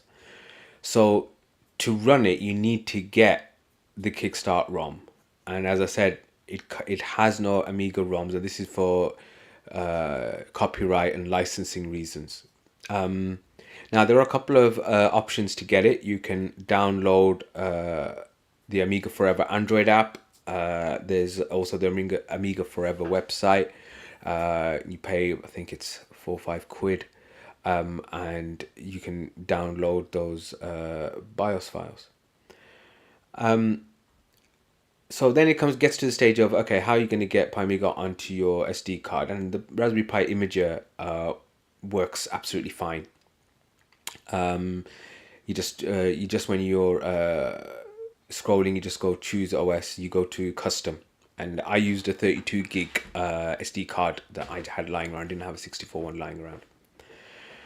Once the writing is complete, you got to make sure though of a couple of things. You need to make sure that you've got 3 partitions on the card: a boot, a root FS, and a kick partition.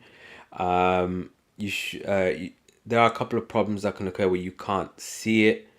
And there's some things in the guide which tell you eject your card and reinsert it and see if you can find it.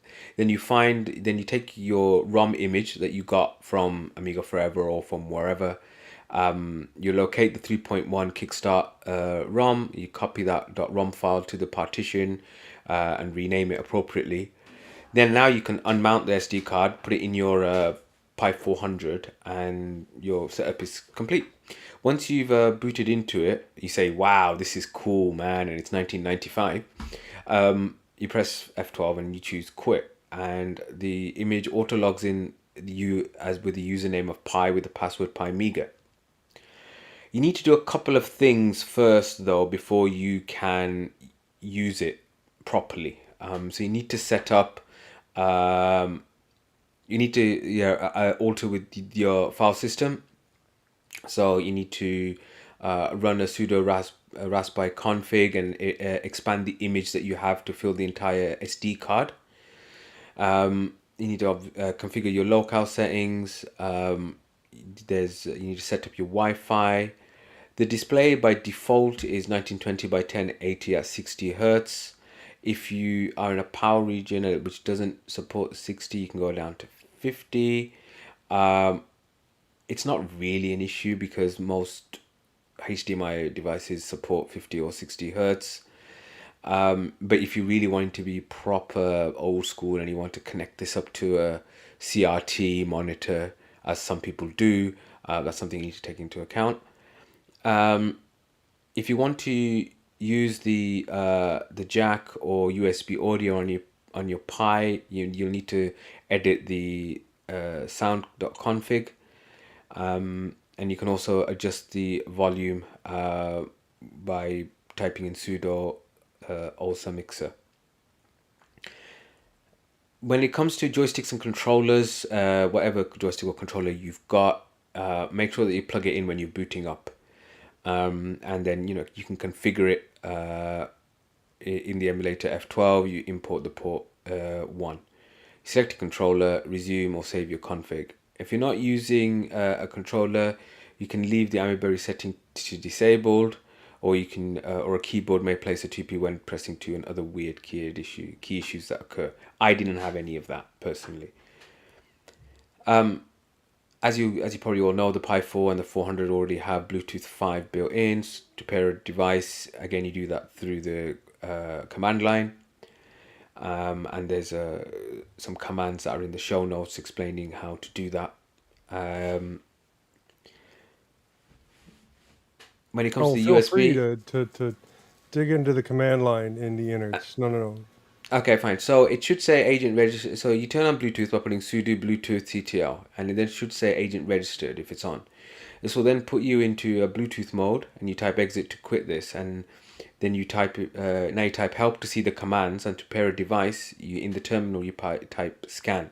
Then pair the MAC address of the device. So for example, Bluetooth pair 11 :22 :33 :44 :55 :66. If you're stuck, web search Bluetooth Pi.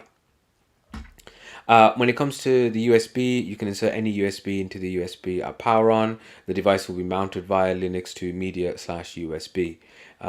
It's available in the workbench as DH5, and this can be configured in the emulator as a folder mount in media/USB.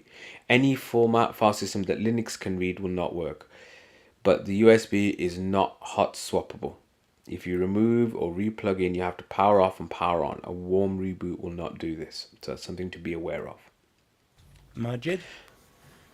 You said any format of file system that Linux can read will not work? No, will work. Oh. Sorry, I apologize. You said will not. I apologize. Yeah, so any format file system that Linux can read will work.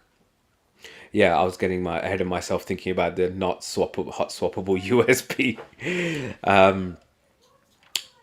As a tip that I noticed, when you're inside the OS, you can open your USB icon, then right click, choose all view files to show them, or just use the directory opus on the dock bar. So after having done all that, and having got some game ROMs from the internet as well, what was the experience like? Well, I think using it on the Pi 400, I mean, it's the perfect device for it. It's the same kind of form factor that you had, a keyboard with all the things in the back. It's not a separate thing. So from that perspective, I think it works really well. I did have some issues when I was trying to get some game demos to work, because sometimes you find these... So in the old days, when, as a kind of DRM type of thing back in the 90s, you'd have to have the original discs. And in ancient times when dinosaurs roamed. Yeah, exactly. And you'd have to, they'd do some checking to make sure that you actually had a legit disc and not a copy that somebody had just, copied your floppy disk with. And so if you were then trying to get one of those that, one of your mates has got, I don't know, Sensible Soccer, and you want to get a copy, you had to alter some stuff. I'm trying to remember which files it was, but you could basically chip it or crack it so that it would then work in any machine. And so you do find that some of the game ROMs that are out there are those type, and I did find a bit of issue getting them to work. It would look for a controller that doesn't exist, or look for a mouse that is attached but isn't attached, and so I wouldn't be able to actually load in, which is a little bit annoying. You should have listed what games you did get working. So Sensible Soccer does work. Zool works. Zool 2 works. Another World was a bit... yeah, it kind of did, but it kind of worked. Are you a fan of those old text-based games? No, not really. Not really. I was always a graphical. Guardian didn't work. And I'm not entirely sure why it didn't work. What else was there? Oh, there was a whole bunch. The Street Fighter 2 version for the Amiga, that worked. And then I realized why the SNES version was better when I played it. So it was good fun. I do think there's a lot of... You telling me you didn't like Zork? Zork? You mean Zool? Zork. I meant He means Zork. I mean Zork, the original text-based game. Like, oh, okay. well, it wasn't the first, but it was the first that was really popular. I was never into text-based games, so I didn't. Maybe I'll try and get some of them I as well. actually had an image-based game, which was Kingdom of Kroz, which was sort of a backhanded compliment to Zork. Yeah, Sensible Soccer was really good fun, but I really wished I had a proper joystick for it. Really, you have to build your own anymore, man. Either that, or you can still get like Atari ones, but you'll have to make your own adapter to get it to connect. Yeah, but Sensible Soccer was a good game, man. One of the few football games I was actually decent at. I could make some proper curling shots. Anyway, so yeah, it was good fun. It was it was a little project, kept me occupied. Some of the games were real fun to play. Other games were like this. I think I've got a bit of rose-tinted nostalgia about. Yes, when I was 14, playing Body Blows was great. Now playing it now, it's a bit. It's not that great. Well, really. in 1995, when you were 14. In 95, yeah. Oh, yeah. I hit 15 in 95. So yeah, 94, 95. When I was that age, it all seemed really quite cool. And now when you look at it, you go, we're the same age. 1980? 1981. And he's a so- doctor. So I'm older than you. Yeah, not by much though. What have you got to say for Comparatively, we're the yourself, same Joe? age. I am so much prettier than him. It hurts. That's Oh what I yeah, have to say about definitely, that. definitely. Yeah, I mean, you don't look a day over 22. Right? I know. Me, on the other hand, I'm for people get me and Moss mixed up. Let me hurt your feelings real quick. Yeah, you you don't look a day older than if you were born in 1922. Yes. I have got some hair. What are you on about, man? It's just very thin. It does exist. Yeah, mine got so thin I just You started shaving across people. it, so it looks like I'm balding, but I'm really not. I have lots of hair. Just The big irony is that when I was a teenager, I had such thick hair that I used to be called. I used to be called Brillo Pad. I don't know if you guys will get this reference, but you get those kind of iron wool things to clean your cooker and stuff, get all the grease off. That's what my hair used to look like, and not in a cool way. They think we've My never heard of hair- Heinz, too. My hair has always been like thin, and it used to be like almost red. So if I would go out in the sun for any amount of time, it would turn this like copper color. And That sounds quite cool, actually. no, it kind of was. It looked like a penny. But then later on, it got lighter, and if I went out in the sun, it would get blonde. And then later on, it got darker, and now if I go out in the sun, it just kind of hurts. But anyways, no, And I can't believe you missed out on text-based games in the '90s. I mean, yeah, Zork and Colossal Cave Adventure are older, but during the '90s, that was like the main time to do MUDs, which is multiple user dungeons, which did require internet access. But it was one of the first multiplayer online games, specifically in the '90s. I don't think I ever got my Amiga connected up to the internet. Hmm. I think by the time I got internet, I had moved over to PCs. Well, even then, the 486s in the '90s, the 386s in the '90s, Hmm. playing the multiple user dungeons were pretty awesome. At least I thought so at the time. And I know at least one of the ones that I was playing back in the day is still around, and I will log in for my I own bit of think, nostalgia every now and again. yeah, I think the reason, if I want to come up with a rational explanation as to why I wasn't really into text games, was I was one of these guys that were always saying, look, my Amiga is not just a really good games console, but it's a proper computer, and I can do all sorts of stuff, and I can do much better than your Mega Drives and your Genesis, sorry, is what we used to call Mega Drives, and your SNES and whatever.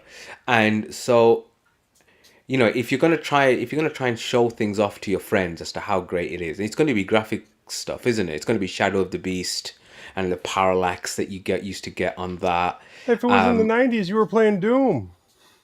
Yeah, but so now there was a lot of hacks to try and get Doom to work on Amigas. I remember people, you did all sorts of stuff, and you had to get There's like hacks to accelerator get cut. Doom to work on your calculator. I mean, Your that's toaster, your yeah. Yeah, refrigerator, yeah. I mean, yeah, I've your heard that now. watch. I'm But I still mean, like, playing but NetHack. Leave me alone. the thing was that the standard Amiga 1200 couldn't play it, and any similar type, first person shooter that was made. I remember there was one called Alien Breed, and there was a couple of others. You had to get some kind of expansion card to get it to work, and there was quite a bit of a. It was quite of a, kind of a homebrew thing about trying to get it to work on that hardware. And now, when you see, as you say, it working on calculators and stuff like that, you think to yourself, are they now more powerful than the Amigas were of the '90s? Probably they are, maybe, actually. Probably. I mean, Yeah, calculators are insane anymore. Yeah, well, the true, sir. Amigas were 32-bit Motorola processors. Yeah, So 6800s, which is They interesting. should have What been they, able to play if anyone Doom. wants to send me an Amiga 1 PC, I'll write me and I'll send you my address. yeah, no, so you had to have a particular version of the 68. So I'm trying to remember now whether it was the 68020 was the one that was in the Amiga 1200, I think. Yeah. And the one, and if you wanted to get Doom working or something similar, you needed a 030, or you needed a hard drive, because remember they didn't come with the hard drives, or you needed an accelerator card, and it all kind of depended what your system already was. Um, Yeah, they yeah, eventually got up to the 68040 in the Amiga 3000, but yeah, But who you're bought happy one with of those? the overall emulation? yeah. I mean, It I haven't it done really any gives you proper that work on it. nostalgia kick. Yeah, it does. It does. It's quite nice. It is quite nice. Um, And there on was that actually Raspberry Pi 400, it even looks like an Amiga. exactly, Well, that was and going to be that. my next thing because I really do enjoy the cases that you can get for like Pi 4s or make for Pi 4s, like the one that Yeah, I have that looks like a regular Nintendo, an original Nintendo. yeah, So yeah. No, exactly, and that's what I like about it. The what was I going to mention? Commodore. No, no, no, not Commodore. So the I haven't done any. So there are YouTube videos out there of people like using Amiga OS in 2023. Yeah, whichever version of it is around, and some people trying to say that they can use it as their daily driver, which no, I'm sorry, that's bollocks. But I did think I would try and do a little bit of, I don't know, just standard word processing and stuff like that to see uh, how that works. I haven't got around to it yet, but that's my next thing to do. You know, just for fun. Well, you've got people that are, well, even younger people that are using non-smartphones, so dumb phones, flip phones, and things like that, in order to disconnect a little bit from everything. And I can kind of understand that Yeah, concept. So, yeah, I've heard that. I've heard that. But I've yet to come across one. right? You haven't seen any of these teenagers in the wild anywhere. No, and and I do have teenage sons. You know, so yeah, I I mean, I know. read about this. I read about this in the papers as well, and I'm like, it sounds like it sounds like a hipster thing. Do you know what I mean? Kind of. Did anybody watch the? There was a movie with not Adam Sandler, Ben Stiller, about 3 4 years ago called When We Were Young, and it was Ben Stiller and somebody, and basically they were middle aged and they were feeling old, and they made friends with the couple next door, who was Adam Driver and somebody else, who are like in their 20s and young and all this kind of stuff, and those guys were like hipsters and they were like listening to stuff on vinyl and have transistors and wearing fedoras, whilst the so-called middle-aged people were listening to their iPods and had their iPhones and stuff like that. You kind of feel like it's a bit like that. It's a bit. Yeah, I bet after a while, it won't last, and they'll have to go back to Instagramming everything and WhatsApping their Well, food photos. do you think you're going to keep using your Pi 400 to emulate an Amiga, or are you going to put that operating system on a micro SD card, put it over on the side, and then use the Pi 400 to the extent of its abilities? I think the latter. So I do want to use. I haven't got a home server, and that was my original plan when I got this Raspberry Pi 400, was to use it as a home server. And so I think it will be it's a hobby. As I said, I don't think it's something that can be used as a daily driver proper thing. If I want to, play a couple of rounds of sensible soccer or Zool or whatever, then I'd put it back in. But Yeah, just pull that micro SD card, set it off to the side, mark it somehow, and it's ready to go when you want it. I know it's amazing, isn't it? Amazing how technology's gone. And the things that you can do nowadays. Yeah. No, looking at this project, whenever I do a project, I like to think about, knowing what I know at the end of it, what would I have done differently from the start. So do you have anything like that would help someone that's going to be doing this in the future?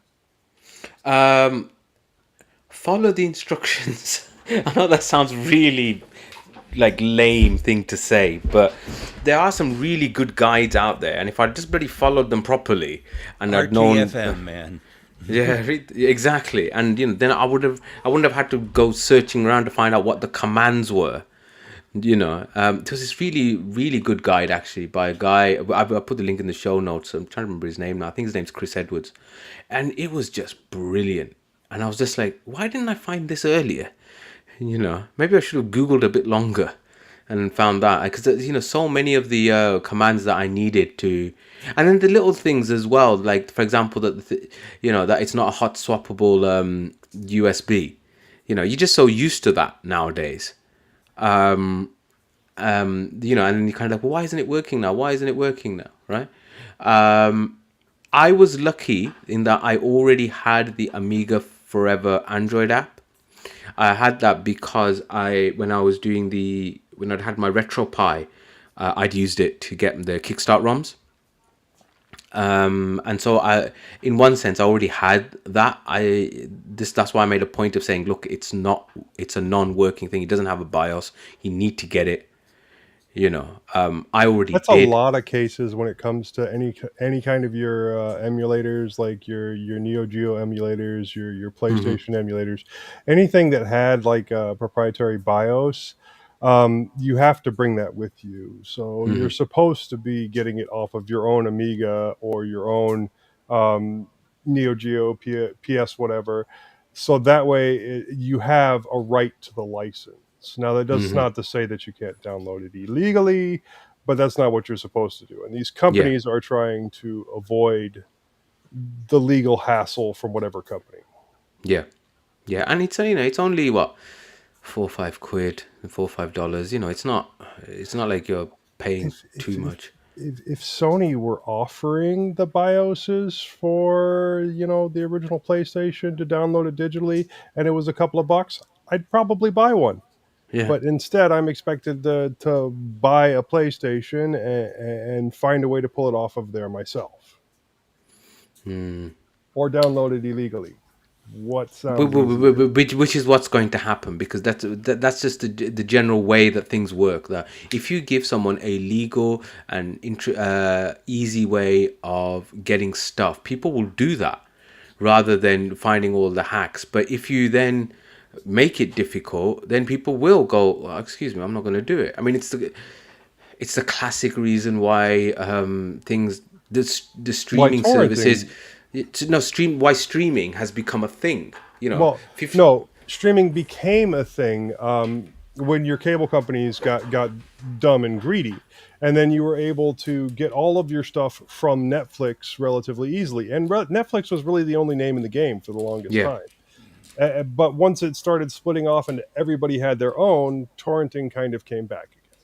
Yeah, no, and it has done, but like, I mean, I remember in the early 2000s, the idea of being able to legally download music or legally download movies, it was just, you couldn't. So, you spent your time on Kazaa or peer to peer or Napster or whatever. Share or Yeah, also, and trying to avoid AIDS. yeah, try getting these really kind of rubbish quality, things, and it was never. And if then Digital somebody AIDS. has, yeah, if somebody had said, here's a service, you pay $5 and you can download whatever you want.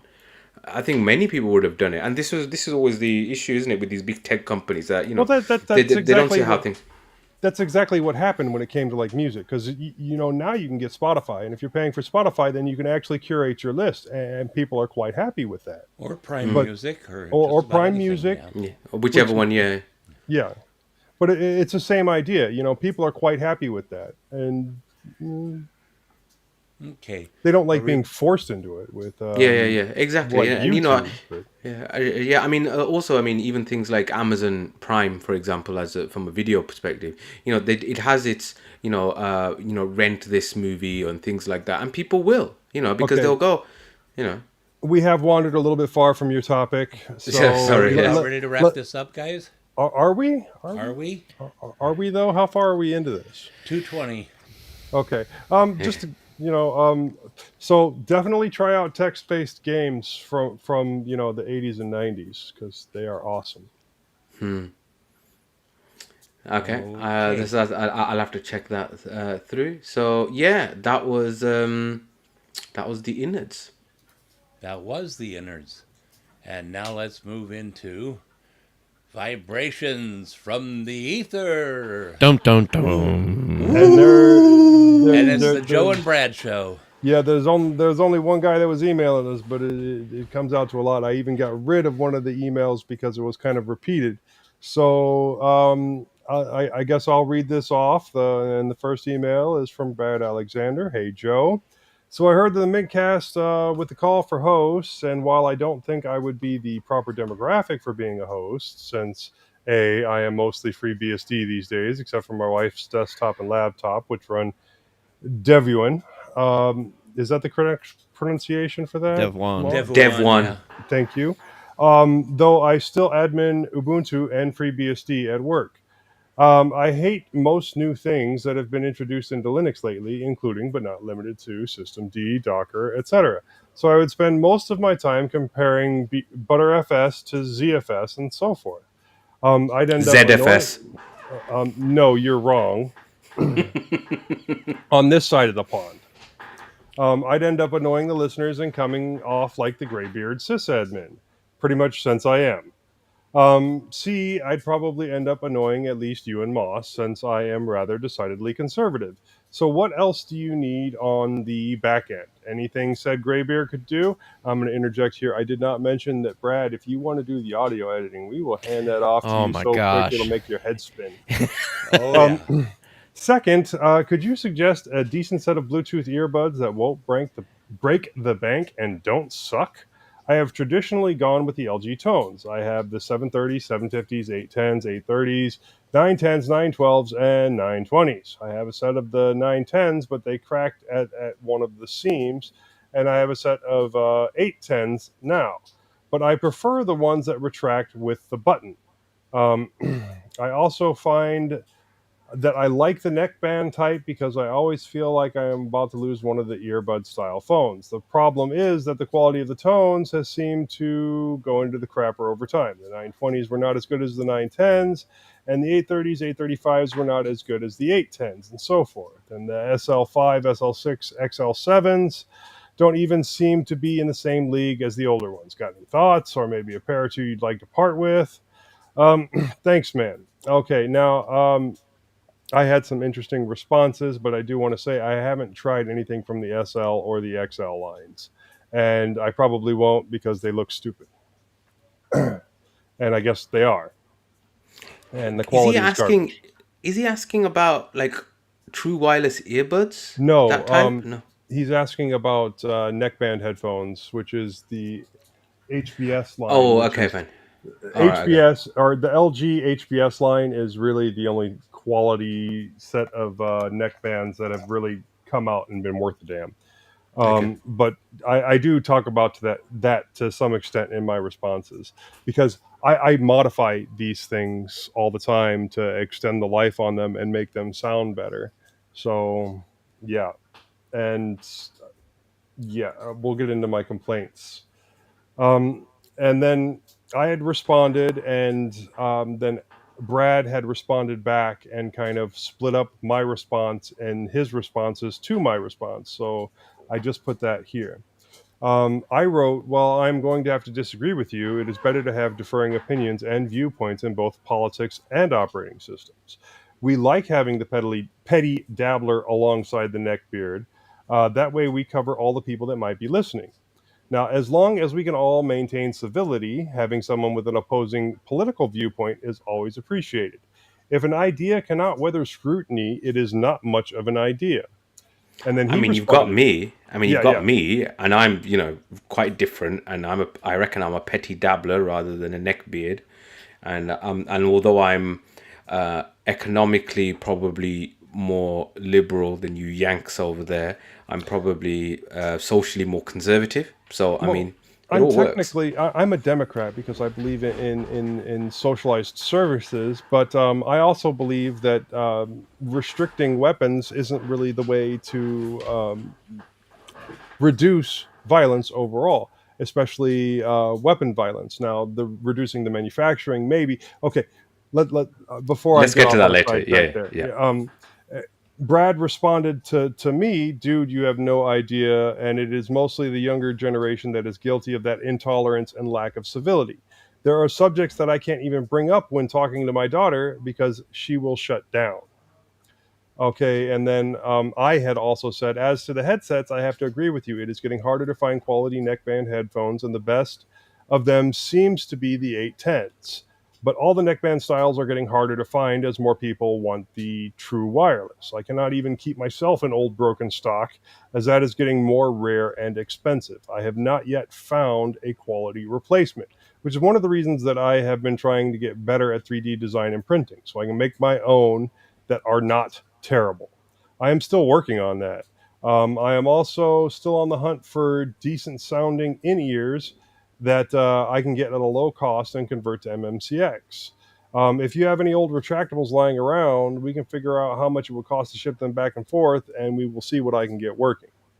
Now he responded, "I hear you. I have 3 sets of the Tozo earbuds, which, in case anyone is wondering, look just like the Apple crap things that you stick on your head, um, except they're not, the proprietary garbage.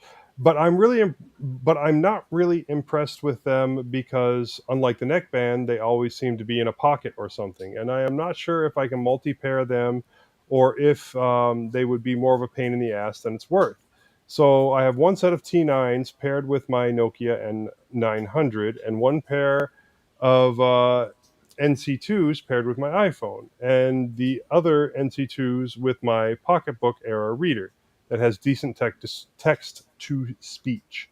I keep one of the phone NC2s and one of the Era NC2s in each box, so that if I have my reader and I need to take a call, I can put the other bud in my ear. Now, I'm going to agree that any type of the true wireless, it's so easy to lose one of them, and it's ridiculous. Now, I was thinking, oh, go ahead, go ahead. Yeah, so I was just going to say, I have been, I've become a bit of a true wireless earbud, not say fanatic, because that'd be a bit ridiculous, but you know, I've gone through about 15, 20 in the last year or so. Not because I lose them or I break them, I just try different ones. And because I've got Amazon as well, Amazon Prime, I buy, and if I like them, I keep them. And if I don't, I send them back. And generally, they take them back without any issue within a Check month. out Timu. You might be able to find the same ones for a third of the price. Yeah, I saw Timu, but Timu, my scam thing went off on the on the Timu. Do you know what I mean? Yeah, it feels like that, but it hasn't worked like that. Yeah. And so I mean, and plus my wife wanted to buy some, so I bought some for her. My son wanted some, so I bought some for him. So I've been through a load over the last, let me think when, probably 18 months actually. So the first ones I got were the Sony WXM4s, no, sorry, XM3s, the true wireless earbuds, which were good, but they weren't particularly comfortable, and I've got weird shaped ears, so they kept falling out, and they were expensive. The Galaxy Buds Live, which are like the beans, you know, and they're really good actually. Really good value, really good quality. No, those are like the Buds Pro, I think those are. So these don't even have the don't even have a silicon bit at all. You know, they're open-ended earphones. The only issue with them is the entire world can hear what you're listening to, which is fine, I suppose, if you're not that bothered. But you know, that was one. Then I got the Nothing Ear Ones, but they're their first product, which Those are supposed to be good. I've heard good things. they're very good. I took them abroad when I went to India and when I went to Saudi, I think. Yeah, they were really good. I've got nothing but good stuff to say about them. I then tried some of these budget brands like Earfun, which are very good for the price, but And last 10 minutes. yeah. I then got what did I got? I got some Sony. I thought I saw a sale on some Sony WF400s, and then but the actual quality. And I'm not an audiophile, right? I mean, half the time I've got sound hearing issues anyway, so I'm probably not even being able to tell. But I did. Yeah, the sound quality wasn't particularly great on those. Then I got these Jabra Elite ones, which, to my disappointment, when I got Now, them, didn't have active noise cancelling. Having said that, they're still pretty good, and they're water resistant and dust resistant, sweat resistant. So I use them for the gym. I do like my Jabras, both the Yeah. neckband style that they have and the in-ear style true wireless that they have. The only problem I have with my Jabras is that you cannot use the left side independently. So I think it depends which model you have. So apparently the one that I have, you can. But that was after a software update, so I don't know if it's a software, you know, they need to push something out, and it depends. They've got like 15 different varieties. It depends which one you've got. I also bought some different headphones, proper headphones. So I bought some Sony XM4s, which are expensive, but they're fantastic. But because they're so expensive, I don't want to take them out of the house, you know. So which kind of defeats the object of having them. Look, But I they really do like sound my good. Sony XB700s.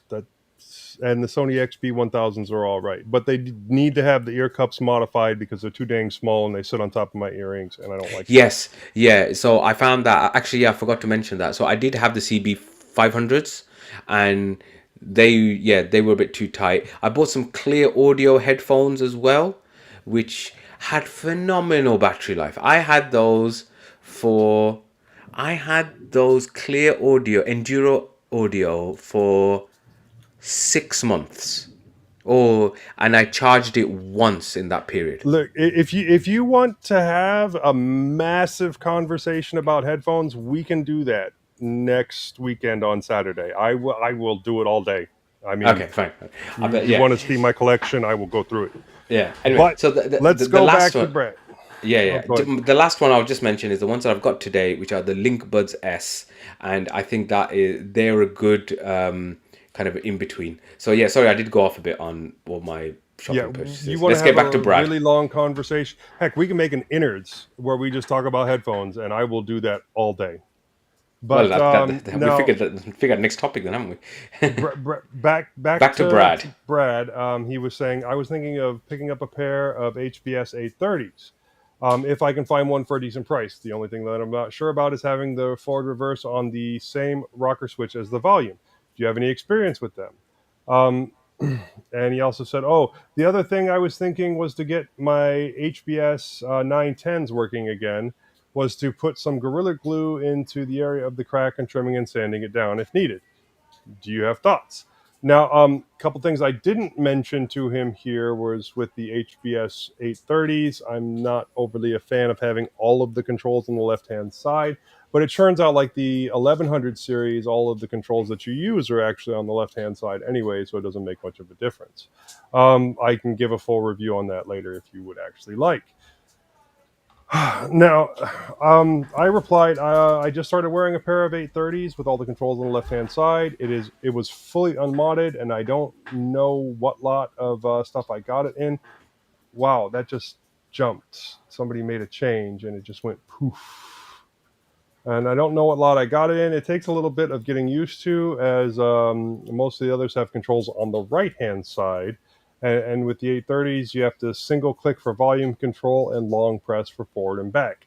They lose some granularity when it comes to skipping between tracks and making small jumps in a file, but they are decent quality, and I would take more of them if I could find them at a decent price. Now, super glue on its own is a bit brittle, and I would normally say give it a try and use it till it breaks. But I recently had it suggested to me to use like a bag from a tea bag or some tissues to add structural support, which is something that got done with like my fingernail that split up the middle. It completely disappears when saturated, but it would prevent the glue from cracking and breaking in the first couple of uses. It really does add a lot of structural support and is helpful Well, he in, did mention in Gorilla Glue, providing which is strength. not the same as Super Glue. Right, it's the same concept though. Mm. And generally, I also use Gorilla Glue. So it still has, I believe, the same active ingredient, and you can still use like cornstarch to activate it quickly and make it dry extremely fast, or rubbing alcohol, which will quickly remove the moisture and cause it to dry. Now, now Brad had responded. Um, Ironically enough, when I was looking for my Gorilla Glue, I found another pair of HBS 910s that appear undamaged. Though the cord on the right ear is about 1 inch shorter than the left one, but whatever. Yeah, like all my headphones do that as I fix them different lengths. I've been experimenting with these, and since I'm only planning on using it for my book reader, it should be fine. The only downside is that these are Bluetooth 5.0, so they have much shorter legs than the Bluetooth 5.2 or 5.3 of the newer earbuds, meaning they have shorter range, less battery life, etc., etc. I don't find that to be too much of a problem. I still use like Bluetooth 3 on a lot of things. The other thing I don't like about the 830 series is the fact that it has Google Assistant built in, likely with no way to disable it. There is. I'm not a fan of home automation or the Goog's Amazon Siri spying on me. I have as much of that turned off as I possibly can. Now, I did not tell you this, but there is an application that you can go in and use that to control the buttons. It has not worked as well recently, but I know in the past I was able to use it to do things like change either the service that was on, because I don't use the Google, I use the Amazons, or to completely disable it altogether and have that button do something else like launch an application or whatever. And then Brad said, okay, I figured out what is going on with the second set of HBS 910s. That is the one, and I think I sent you pictures of that, where the insulation on the right earbuds cable was shredding.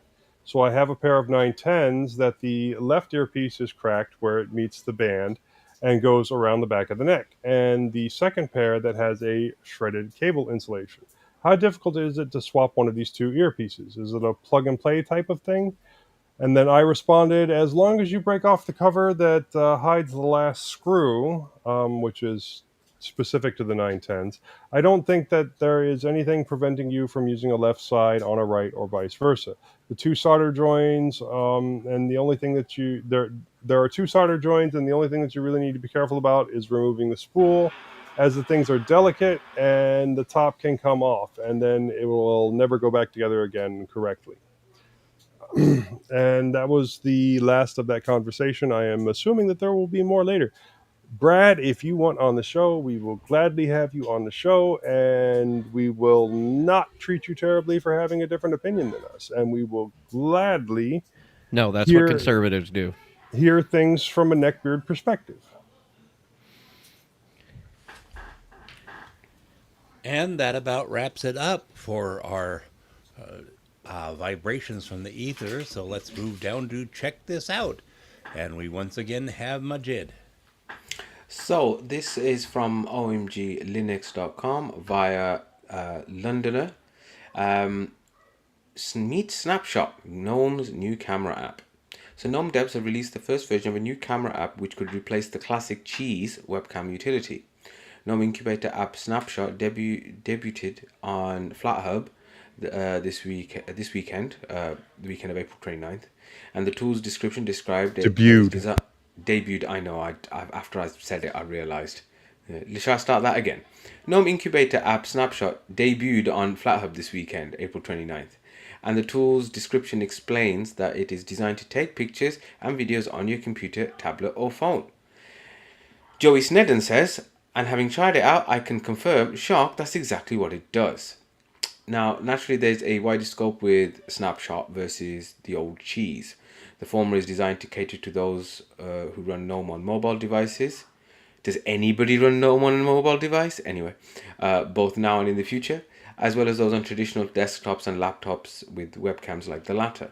Accordingly, there are mobile-minded features built into Snapshot, such as the ability where supported to switch between front and rear cameras. You can browse images, videos taken with the app inside of the app. When viewing this, there is a share button that allows you to open snaps in local compatible apps for editing, saving, or sharing. Images are saved as JPEG in -photos-camera, /photos/camera, video saved as WebM files in /videos/camera. Snapshot is not a one-to-one feature replacement for Cheese. The latter boasts a bevy of special effects, a handy burst mode, built-in flash that lets you set a photo and video resolution, and provides controls to adjust the brightness, contrast, saturations of the webcam image. Snapshot lacks these and a few other important ones, like being able to set a reflection mode. Most of us are familiar with seeing ourselves in reverse. We do get a set of countdown timers for photos and a 10-second count-in before starting recording. Will more features be added to Snapshot? Very likely, and certainly in the coming months as GNOME 45 development gathers steam. The hope is that this app will be feature-filled and mature enough to ship as a core app in the GNOME 45 release.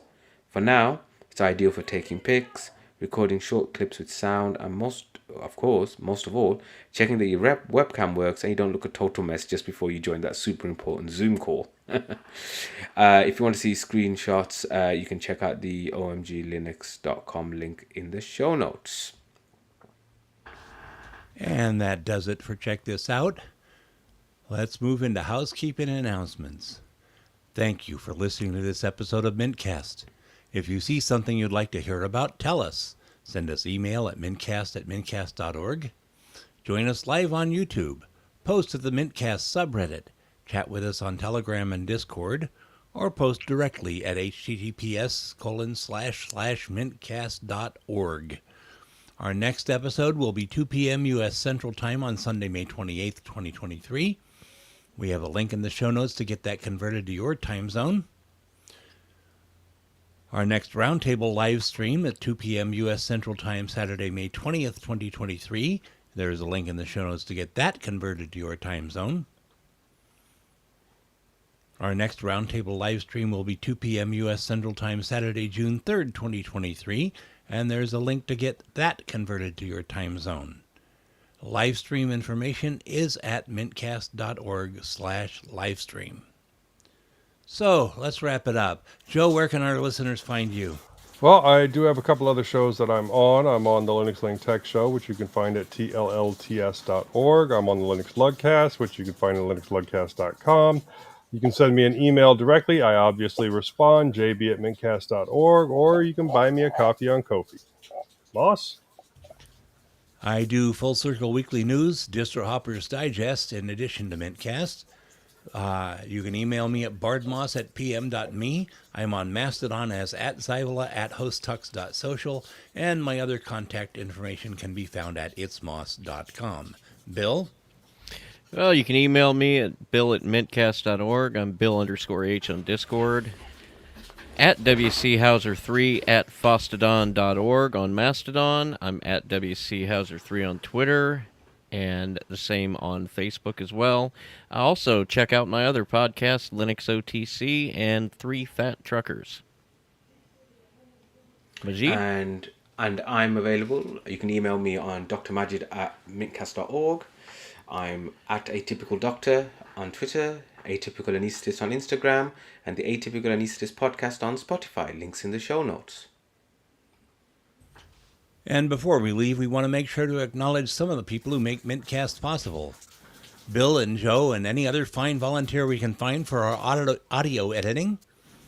Archive.org for hosting our audio files.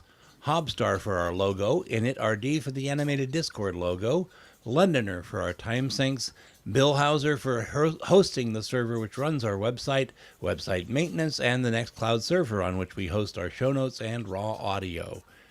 And the Linux Mint development team for the fine distro we love to talk about. Thanks, Clem. Thanks, Thanks, Clem. And And everyone. And Erwan. It's a wrap. And that's 2:37. Thanks, everybody.